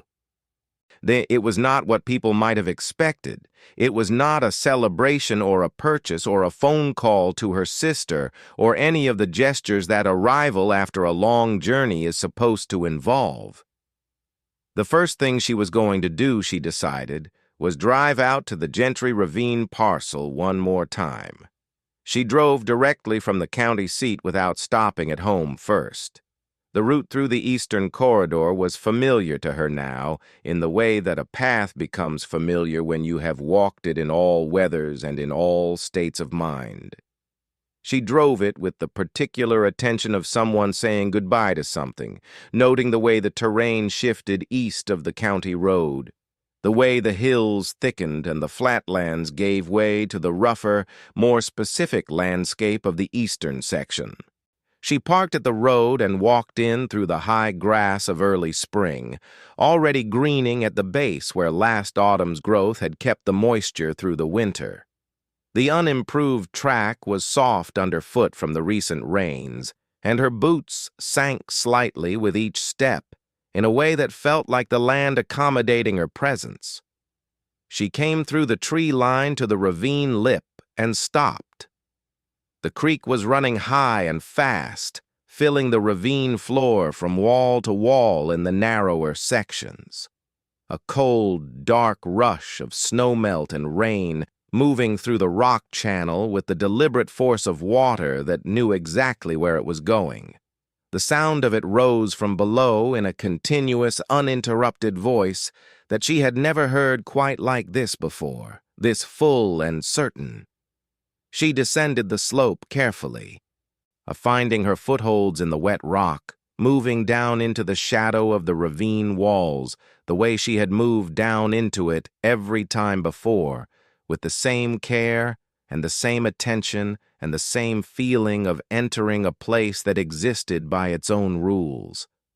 The air at the bottom was cold and smelled of wet stone and moving water and the specific mineral quality of the Gentry formation that she had read described in engineering language as bedrock substrate of exceptional consistency. She stood at the water's edge with the walls rising 40 feet on either side and the narrow corridor of early spring sky overhead and listened to the creek moving past her. She was thinking about her great-uncle Roland. She was thinking about him standing in this same place. Like at some point in the years between 1991 when he acquired the parcel and whatever November or December or March afternoon, he had walked out here and decided that this piece of ground was worth paying taxes on for the rest of his life. She was thinking about what he would have seen and heard. Whether the creek had been running high the way it was running now, whether the walls had been this dark with moisture, whether the sky had been exactly this shade of early spring blue in the precise corridor above him. She was thinking about the fact that he had never told anyone what he saw here. He had simply seen it, and then he had held on to it, and then he had left it to her. She did not know whether he had known the reservoir would come, and she did not know whether his years of land surveying had given him some technical understanding of what this terrain was suited for, whether he had read the county's growth projections, whether he had done the kind of patient research she had done, or whether he had simply stood where she was standing and felt what she always felt when she stood here. That irreducible certainty that specific ground is worth something that numbers cannot contain. Both possibilities felt true to her. She thought Roland Voss had been the kind of man who did not require a single explanation for any decision. He had been deliberate and patient, and he had held a thing in his hands for 31 years without letting go. And the reason could have been technical or instinctive or simply stubborn, and it would not have mattered to him which one it was. What mattered was the holding. She understood that now in a way she had not understood at the beginning. She had inherited the land as something given to her. She had held on to it as something chosen. The distance between those two things was the distance between the woman who sat by candlelight reading a letter from an attorney in Crestfield and the woman who stood at the bottom of a ravine in the early spring light, knowing that she had navigated 18 months of mockery and financial pressure and institutional negotiation to arrive at a number that no one around her had believed was possible. $141,000. She said it aloud in the ravine, not loudly, just clearly, the way you say something when you need to hear it in the air rather than only in your head. The creek moved past without comment, and the walls held their position. The sky remained exactly the particular blue it had been. She climbed back out and drove home. The conversation with Dana that evening was different from every conversation they had ever had about money or land, or the practical arrangements of Nora's life. Dana cried, which Nora had not expected, and which produced in her a complicated tenderness, because she understood that her sister's tears were not simply about the outcome, but about the 18 months of quietly believing Nora was wrong and the particular private cost of that belief being so thoroughly reversed. She told Dana the number. She heard her sister breathe. "Nora," Dana said, "I know." "That's—" Dana stopped. Started again. "That's life-changing." "Yes," Nora said simply. "What are you going to do?" She had thought about this carefully over the past hours, sitting in her car, walking the ravine, driving home through the early spring afternoon. She had thought about it the way she thought about everything now, methodically, with the specific attention of someone who understood that decisions made from abundance required the same careful consideration as decisions made from scarcity. Possibly more. She told Dana the first thing. The car. The cracked windshield had been held together by packing tape for 11 months, and she was going to replace it. Not just the glass, but the car itself, something reliable and safe, because she drove Macie in that car every day, and reliable and safe were things she was going to stop treating as luxuries. She told Dana the second thing, the rent, that she was going to find a better place to live, not extravagant, not showy, but a place where the house was sound and the heat worked properly in winter, and Macie had a bedroom that was large enough to be comfortable rather than manageable. She told Dana the third thing, Macie's education. She had already looked into it during the evenings when the negotiation was most uncertain, and she had needed something concrete to think about.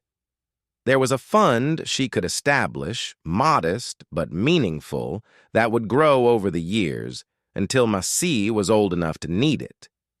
She told Dana the fourth thing. She was going to pay back the 2 months of rent Dana had covered, with interest, not because Dana expected it, but because Nora needed to. Because accepting help and then being able to return it was its own kind of completion. That Dana was quiet for a moment after the fourth thing. Then she said, with the particular sincerity of someone who has set aside their normal mode of communication in favor of the direct version, that she did not need the money back. Nora said she knew that. She said she was returning it anyway. There was a pause, and then Dana laughed, a genuine laugh, surprised out of her. She said that was exactly the most Nora thing she had ever heard. Nora smiled in her kitchen, alone, with the survey map still spread on the table and the legal pad still full of notes from a negotiation that was now complete. She did not tell her sister the fifth thing right away. The fifth thing was private, still forming, not ready to be spoken aloud to anyone other than herself. The fifth thing was this. She was going to go back to school. She had thought about it obliquely for years, the way you think about things that seem impossible in the present arrangement of your life, as a kind of background awareness rather than a plan. She had an associate's degree in administrative studies from the county community college, earned before Macie, before the marriage, before the version of her life that had eventually returned in poor condition. She had thought sometimes about what a bachelor's degree in land use planning or environmental management would have meant for the work she did, about the doors that credential would have opened, and the authority it would have given her in conversations she had been navigating without it. She was 34 years old. She had a daughter and a part-time job, and a negotiation she had just completed without a 4-year degree. So using only the tools she had built for herself over years of paying attention. She thought about what she could do with the proper credential on top of those tools. She thought about the people she had worked with during this process, the engineers and the attorneys and the appraisers who had spoken the language of land and infrastructure and resource planning, and she thought that she had understood almost everything they said, and that the gap between understanding and speaking that language with institutional authority was a gap she could close. She thought she would close it. She did not know yet the specific shape that decision would take. She did not know which program, which timeline, which arrangement of part-time work and coursework and Macie's school schedule would make it possible. She only knew that she was going to do it the way she had known, sitting by candlelight in a dark kitchen, that she was going to hold on to 18 acres of ravine. Not because she could see clearly to the end of the path, but because she could see clearly enough to take the next step, and the step after that, and the step after that, which was the only way any path was ever walked. She folded the survey maps for the last time, carefully, along their original creases. She put them on the shelf with the ledger where she had recorded every tax payment on the Gentry Ravine parcel, every cost of holding the land through the past 18 months. She looked at the total in the ledger for a moment, the accumulated cost of 18 acres of nothing in particular. Then she closed it. She made dinner for Macie, a pasta from a box that her daughter had loved since she was 4, and which remained, regardless of what changed around them, one of the fixed points of contentment in their household. They ate at the kitchen table, Macie talking about something that had happened at school involving a disagreement about a game at recess and the moral complexity in the specific moral universe of 2nd grade, of the resolution that had been reached. Nora listened with the full attention she always gave to these reports, because the reports were what Macie trusted her with, and that trust was the most specific and irreducible thing in her life. After dinner, she told Macie. She did not tell her everything. She told her the essential parts, translated into the scale and language that a 7-year-old could hold. She said that the land great-great-uncle Roland had left her was worth a lot of money, and that the county had bought it because they needed it for an important project, and that they were going to be able to do some things now that they had not been able to do before. Macie asked what things. Nora said they were going to get a new car, one where the window was not held together with tape. Macie found this extremely funny, the tape having been a source of low-grade embarrassment for the better part of a year. She said they were going to find a better house to live in. Macie asked whether she would have to change schools. Nora said no. She had already thought about this specifically. The radius she was looking within kept them in the same school district. Macie considered this information with the particular seriousness of a 7-year-old processing something large. Then she asked whether Nora's great-great-uncle Roland had known the land was going to be worth a lot of money. Nora thought about the question. She said she wasn't sure. She said she thought maybe he had known that it was worth holding on to, and that sometimes holding on to something was the same thing as knowing it was worth something, even if you could not say exactly what. Macie thought about that. Then she said that was like how she had kept a friendship bracelet that a girl at her old school had given her, even after they moved and she didn't see the girl anymore, because it felt wrong to throw it away. Nora said that was exactly like it. Macie went to bed without argument, which was rare enough to be noted, and Nora stood in the doorway of her room for a moment, watching her daughter settle into sleep with the same diagonal sprawl, the same easy rhythm of breathing, the same unbothered claiming of space. She turned off the light and went to the living room and sat in the quiet for a while. The word vindication had never sat entirely comfortably with her.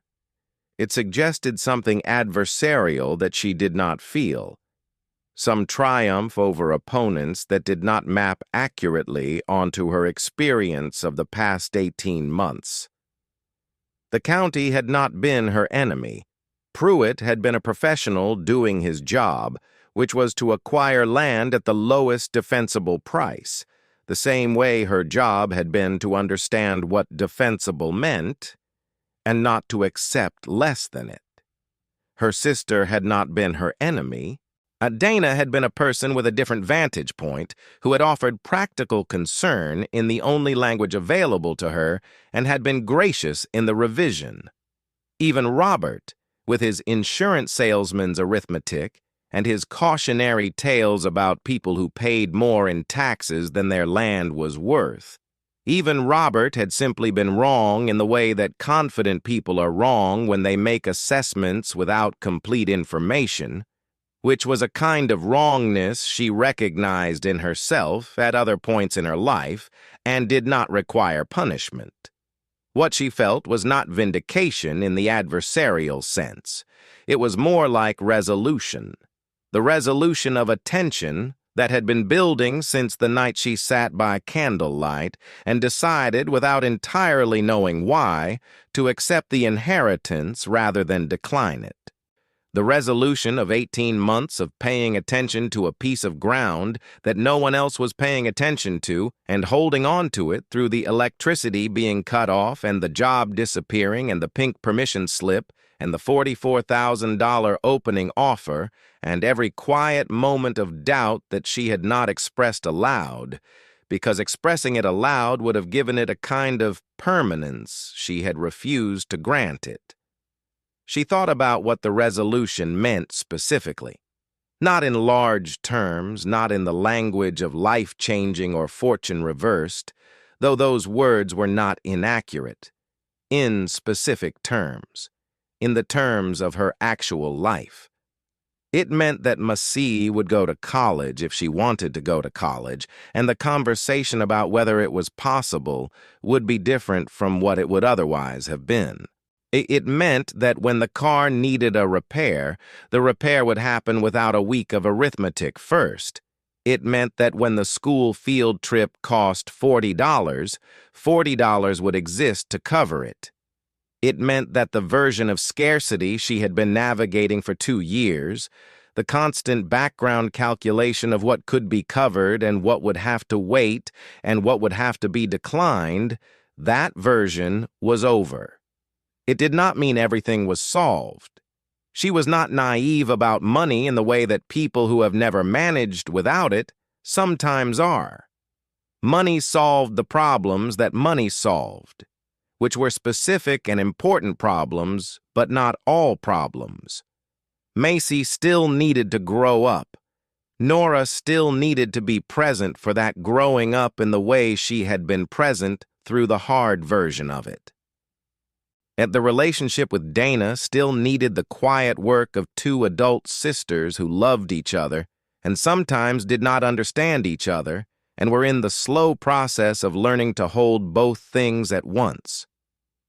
None of those things changed.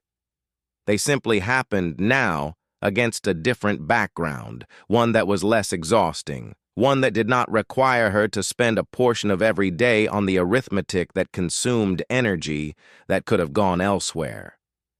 She went to the kitchen and stood at the counter where the pink permission slip had sat on the same day the electricity was cut off. The counter was clear now, just the ordinary surfaces of an ordinary kitchen.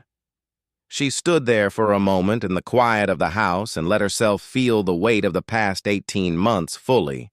Not just the outcome, but the passage.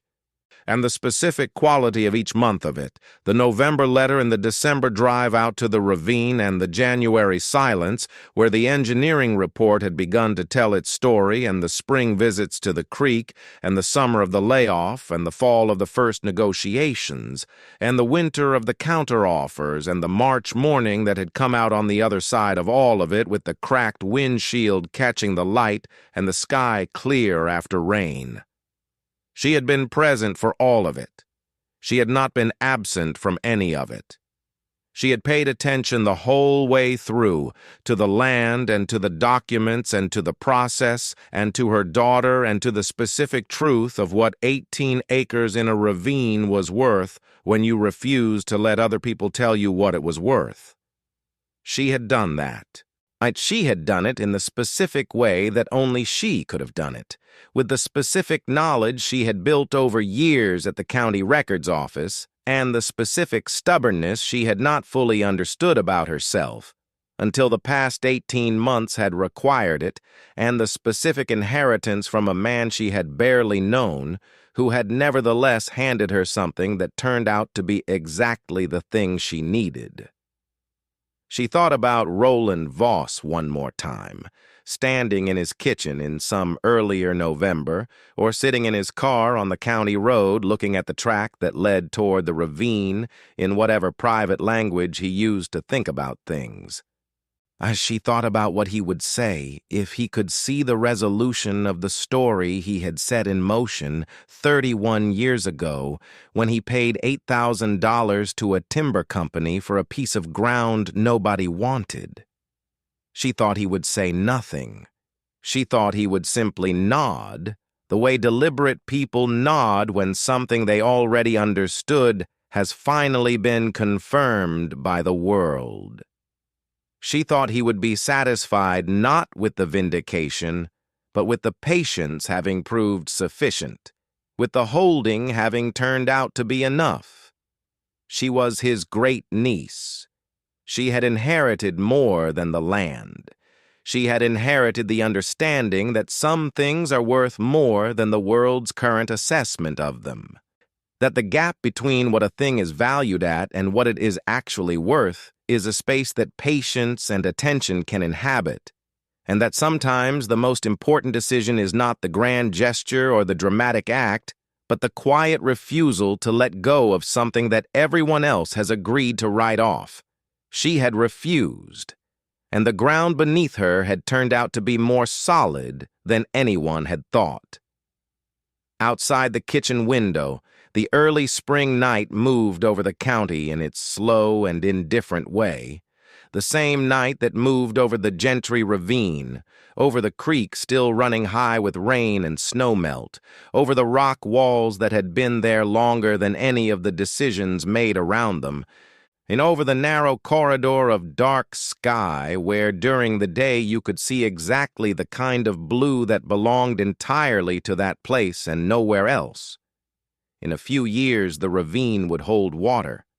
The creek would be dammed at its southern end and the formation would fill slowly, the rock walls becoming the banks of a reservoir that would serve the county's eastern sections for the next 50 years.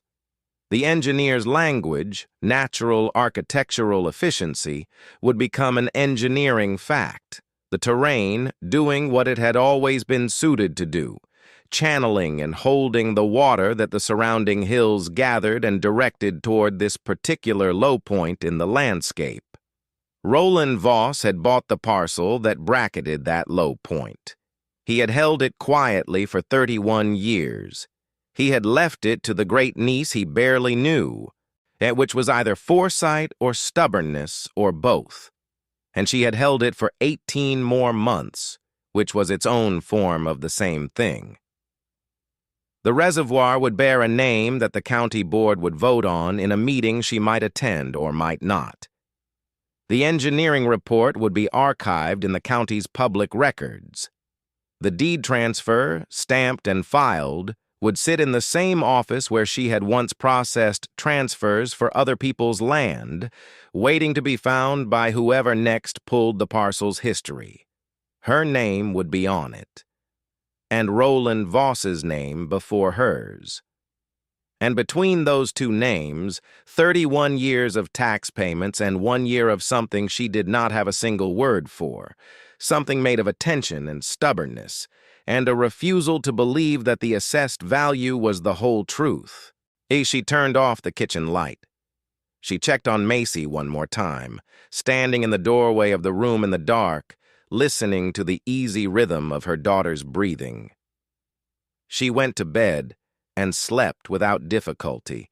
The second time in 18 months that sleep had come without the arithmetic running beneath it, without the specific weight of inadequacy that had sat on her chest for 2 years, like a stone she had gotten so used to carrying that she had almost stopped noticing it was there.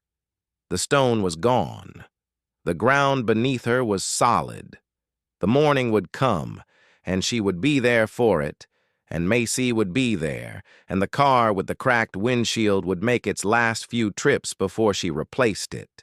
And then the county would begin its project in the spring, and the Gentry Ravine would begin its slow transformation from a piece of dismissed terrain to a piece of essential infrastructure, and none of it, not one day of it, would have happened if she had done what everyone around her agreed she should do and let the land go.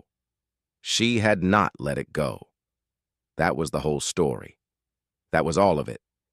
18 acres of ravine and a woman who refused to believe the world when it told her what they were worth. And the world, in the patient and impersonal way it confirms things it was never going to confirm easily, had come around. The settlement funds arrived in her bank account on the 5th of April, a Thursday, at 7:43 in the morning. She knew the exact time because she had been awake since 6, not anxiously, not the way she had been awake in the dark hours of the past 2 years when insomnia arrived carrying arithmetic. This was a different kind of wakefulness, clean and still, the kind that comes when a long chapter of something has ended and the next one has not yet fully begun, and the space between them is briefly, surprisingly peaceful. She had made coffee and sat at the kitchen table and watched the light come up over the eastern part of the county, and at 7:43 she had checked her account on her phone and seen the number sitting there, settled and real, the same number that had been abstract and then possible and then agreed upon, and now, finally, actual. She set the phone down and finished her coffee. She did not call anyone. She did not tell Macie at breakfast, who was focused entirely on a disagreement she was constructing in her head about the fairness of the school's new policy on recess equipment, a topic that deserved its full share of attention. She drove her daughter to school and said goodbye, and watched her walk through the entrance doors with the particular rolling gait of a child carrying a backpack slightly too large for her frame, and then she drove to the dealership. She had done the research already. She had not been impulsive about it, and she was not going to start. She knew the make and model and the year and the approximate price and the fuel economy and the safety ratings, and she knew the color she wanted, which was a dark blue that she had liked since she was young without ever having had occasion to act on the preference. Then she walked into the dealership at 9 in the morning and spoke with a salesman who was very young and very eager and who clearly expected the conversation to proceed in the usual way, with uncertainty and hesitation and the need to be walked through options.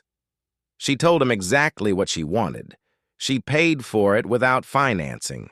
She drove it off the lot at 10:15 with the particular feeling of someone who has spent an extended period of time managing the distance between what they needed and what they could afford and has just for the first time in that extended period closed that distance entirely.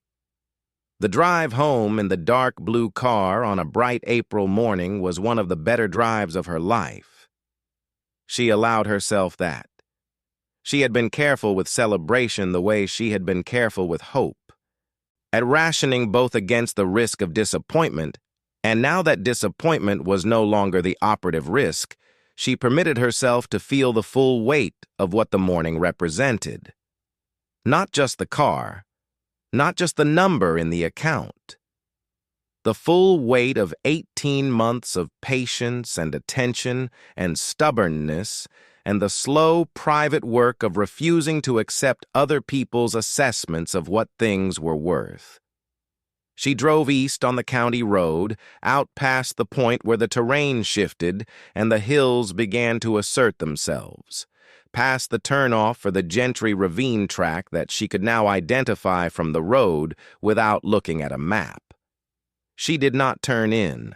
She drove past it and continued east for another mile and then pulled over and looked out the window at the eastern hills in the April light. And somewhere in that landscape, the county's engineers were already in the preliminary stages of the site work that would precede construction.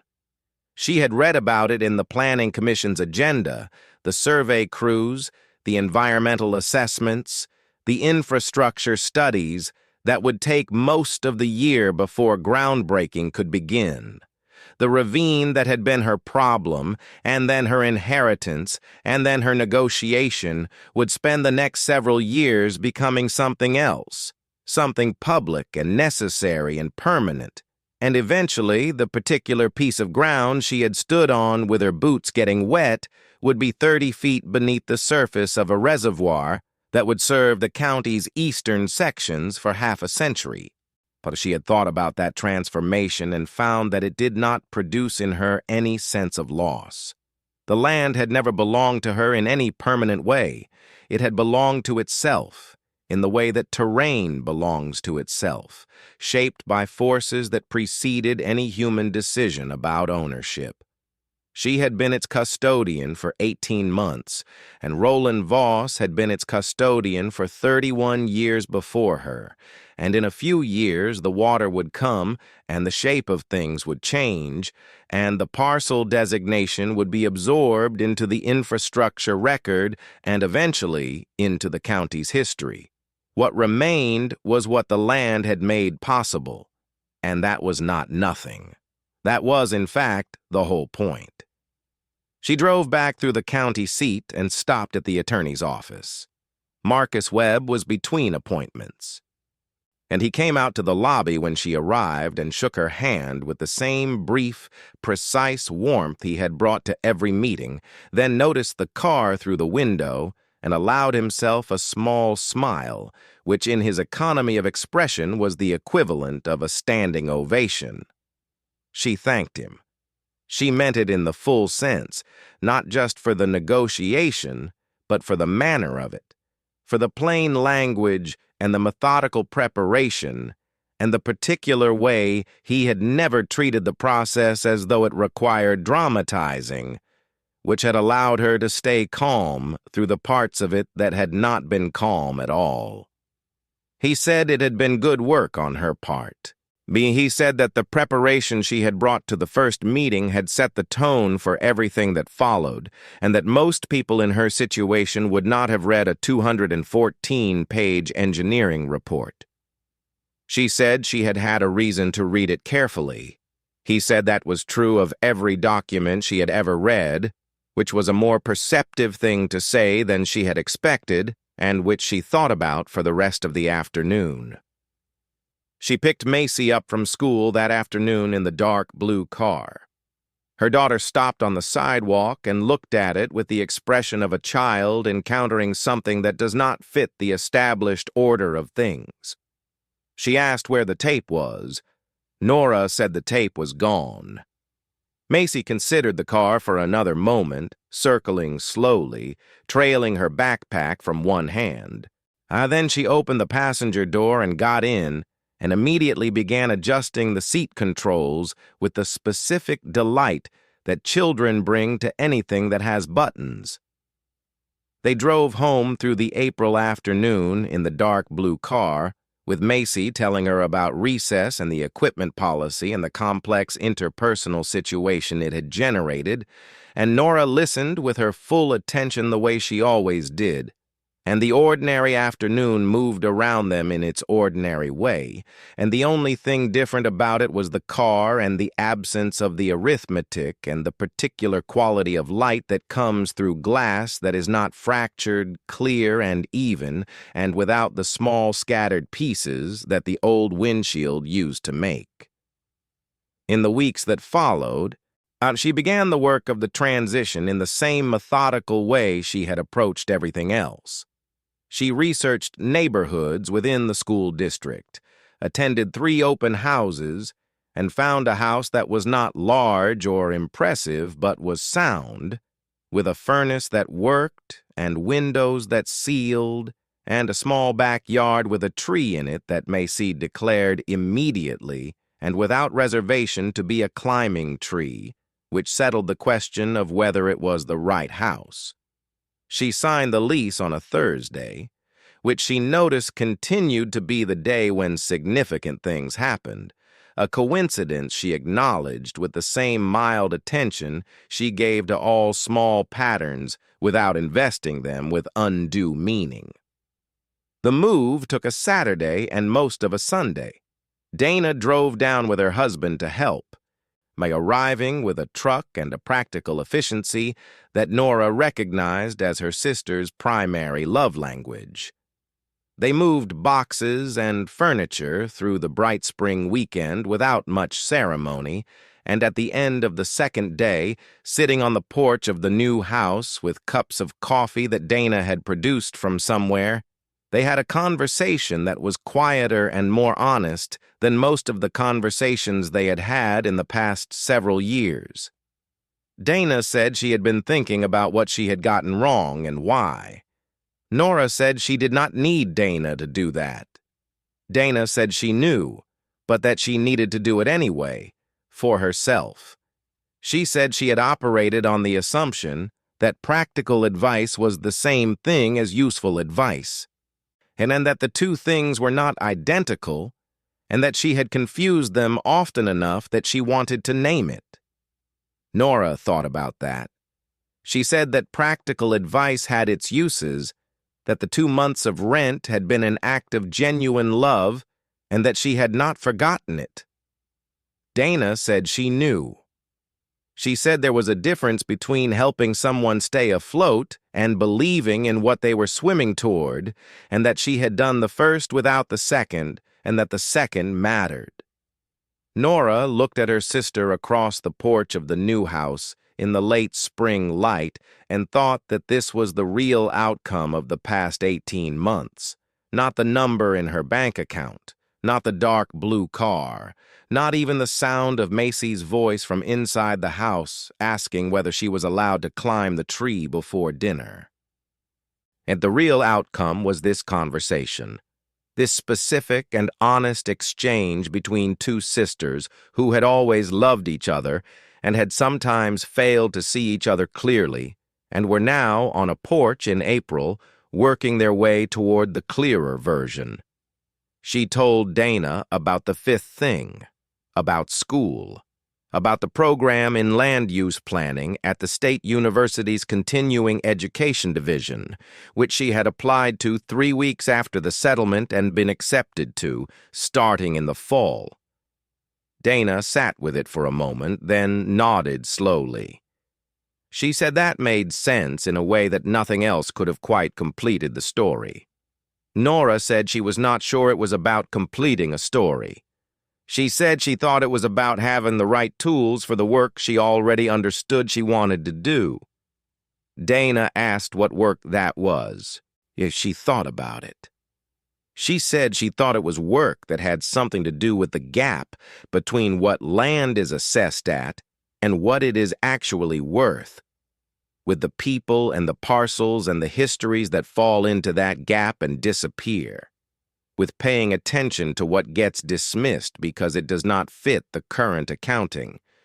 She said she was still working out the specifics. Dana said she thought that was probably the most Roland Voss thing she had ever heard. Nora laughed. It was a real laugh, full and easy, the kind she had not heard from herself in some time. Before the summer arrived, she made one more trip she had been planning since the settlement came through. She drove the 2 hours north to Cressfield, the small town whose name had appeared on the return address of the letter that had started everything. And she had contacted the attorney's office beforehand and asked whether they had any of Roland Voss's personal papers beyond what had been sent with the inheritance documentation. The paralegal she spoke with said there was a box of materials that had come with the estate and that she was welcome to collect it. The attorney's office was on the main street of Cressfield, a town that was smaller than she had imagined, the kind of town where the main street was also most of the town. The paralegal, a woman near retirement age named Helen, brought out the box without ceremony and offered her the use of a small conference room if she wanted to look through it there. She said she would take it with her if that was permitted. Helen said it was. She added, with the comfortable candor of someone who had been around the documentation of other people's lives for a long time, that Mr. Voss had been a careful man, that his affairs had been in unusual order for someone his age without immediate family, and that she hoped the inheritance had been of some use. Nora said it had been of considerable use. She drove back to Aldene County with the box on the passenger seat, through the northern terrain that Roland Voss had known professionally over the decades of his surveying career, the rough country with its complicated geological record that a man who spent his working life reading land would have known intimately. She thought about him driving this same route in some earlier spring, in the decade before she was born, knowing the land the way she had learned to know the Gentry Ravine parcel, through attention and repetition, and the specific understanding that comes from standing in a place long enough for it to stop being abstract. She opened the box that evening after Macie was asleep. It contained what she had expected, and one thing she had not. The expected things were personal papers, a small collection of certificates from his surveying career, a few photographs of work sites and colleagues, the documentation of a quiet and precise professional life. A journal of his surveying work from the 1980s, filled with the same kind of meticulous notation she imagined he had applied to everything, measurements and observations and the occasional dry comment in the margins about terrain conditions or the behavior of a particular hillside under wet weather. The unexpected thing was a letter. It was addressed to her, not to the estate, not to a next of kin in general terms, but to her specifically by name in the careful handwriting she recognized now from the deed documents. She held it for a moment before opening it. It was 3 paragraphs.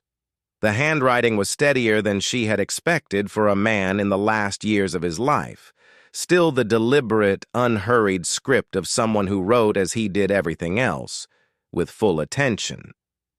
He wrote that he had chosen her because of the job she held, because a woman who spent her working life in a county records office understood land in the way land needed to be understood, as a living document rather than a static asset. He wrote that the Gentry Ravine parcel had been left in his care by the terrain itself, that every survey he had ever run in the eastern county had pointed him toward that formation as something worth knowing, and that he had known it for 31 years and believed it would matter eventually and had been content to wait for eventually to arrive. He wrote that he hoped she would not be in a hurry, that the land rewarded patience in the same way that good survey work rewarded patience by revealing more the longer you stayed with it. The last sentence of the letter was brief, and she thought entirely characteristic of a man she had never known well enough, but was only now beginning to understand. He wrote, "I expect you will know what it is worth." She folded the letter along its original creases and held it in her hands for a long moment in the quiet of the new house. And with the tree in the backyard visible through the kitchen window, and the first warm night of the spring moving outside, and Macie asleep down the hall. "I expect you will know what it is worth." She had known. Not immediately, and not without effort, and not without the 18 months of attention and stubbornness, and the specific refusal to accept other people's assessments. But she had known. And the knowing had been enough. She placed the letter in the box with the rest of Roland Voss's papers and set the box on the shelf beside the ledger of Gentry Ravine tax payments and the county survey maps she had folded and kept, because some documents were worth keeping even after the thing they documented had concluded. Outside, the spring night continued over the county. Yet the eastern hills were dark against a sky still holding the last of the evening light along its western edge. Somewhere in those hills, the Ravine Creek was running toward the culvert at its southern end, moving through the rock channel with the same patient efficiency it had always moved with, indifferent to what had been decided about it and what was coming. The land did not know what had happened. It did not need to. That was the thing about ground.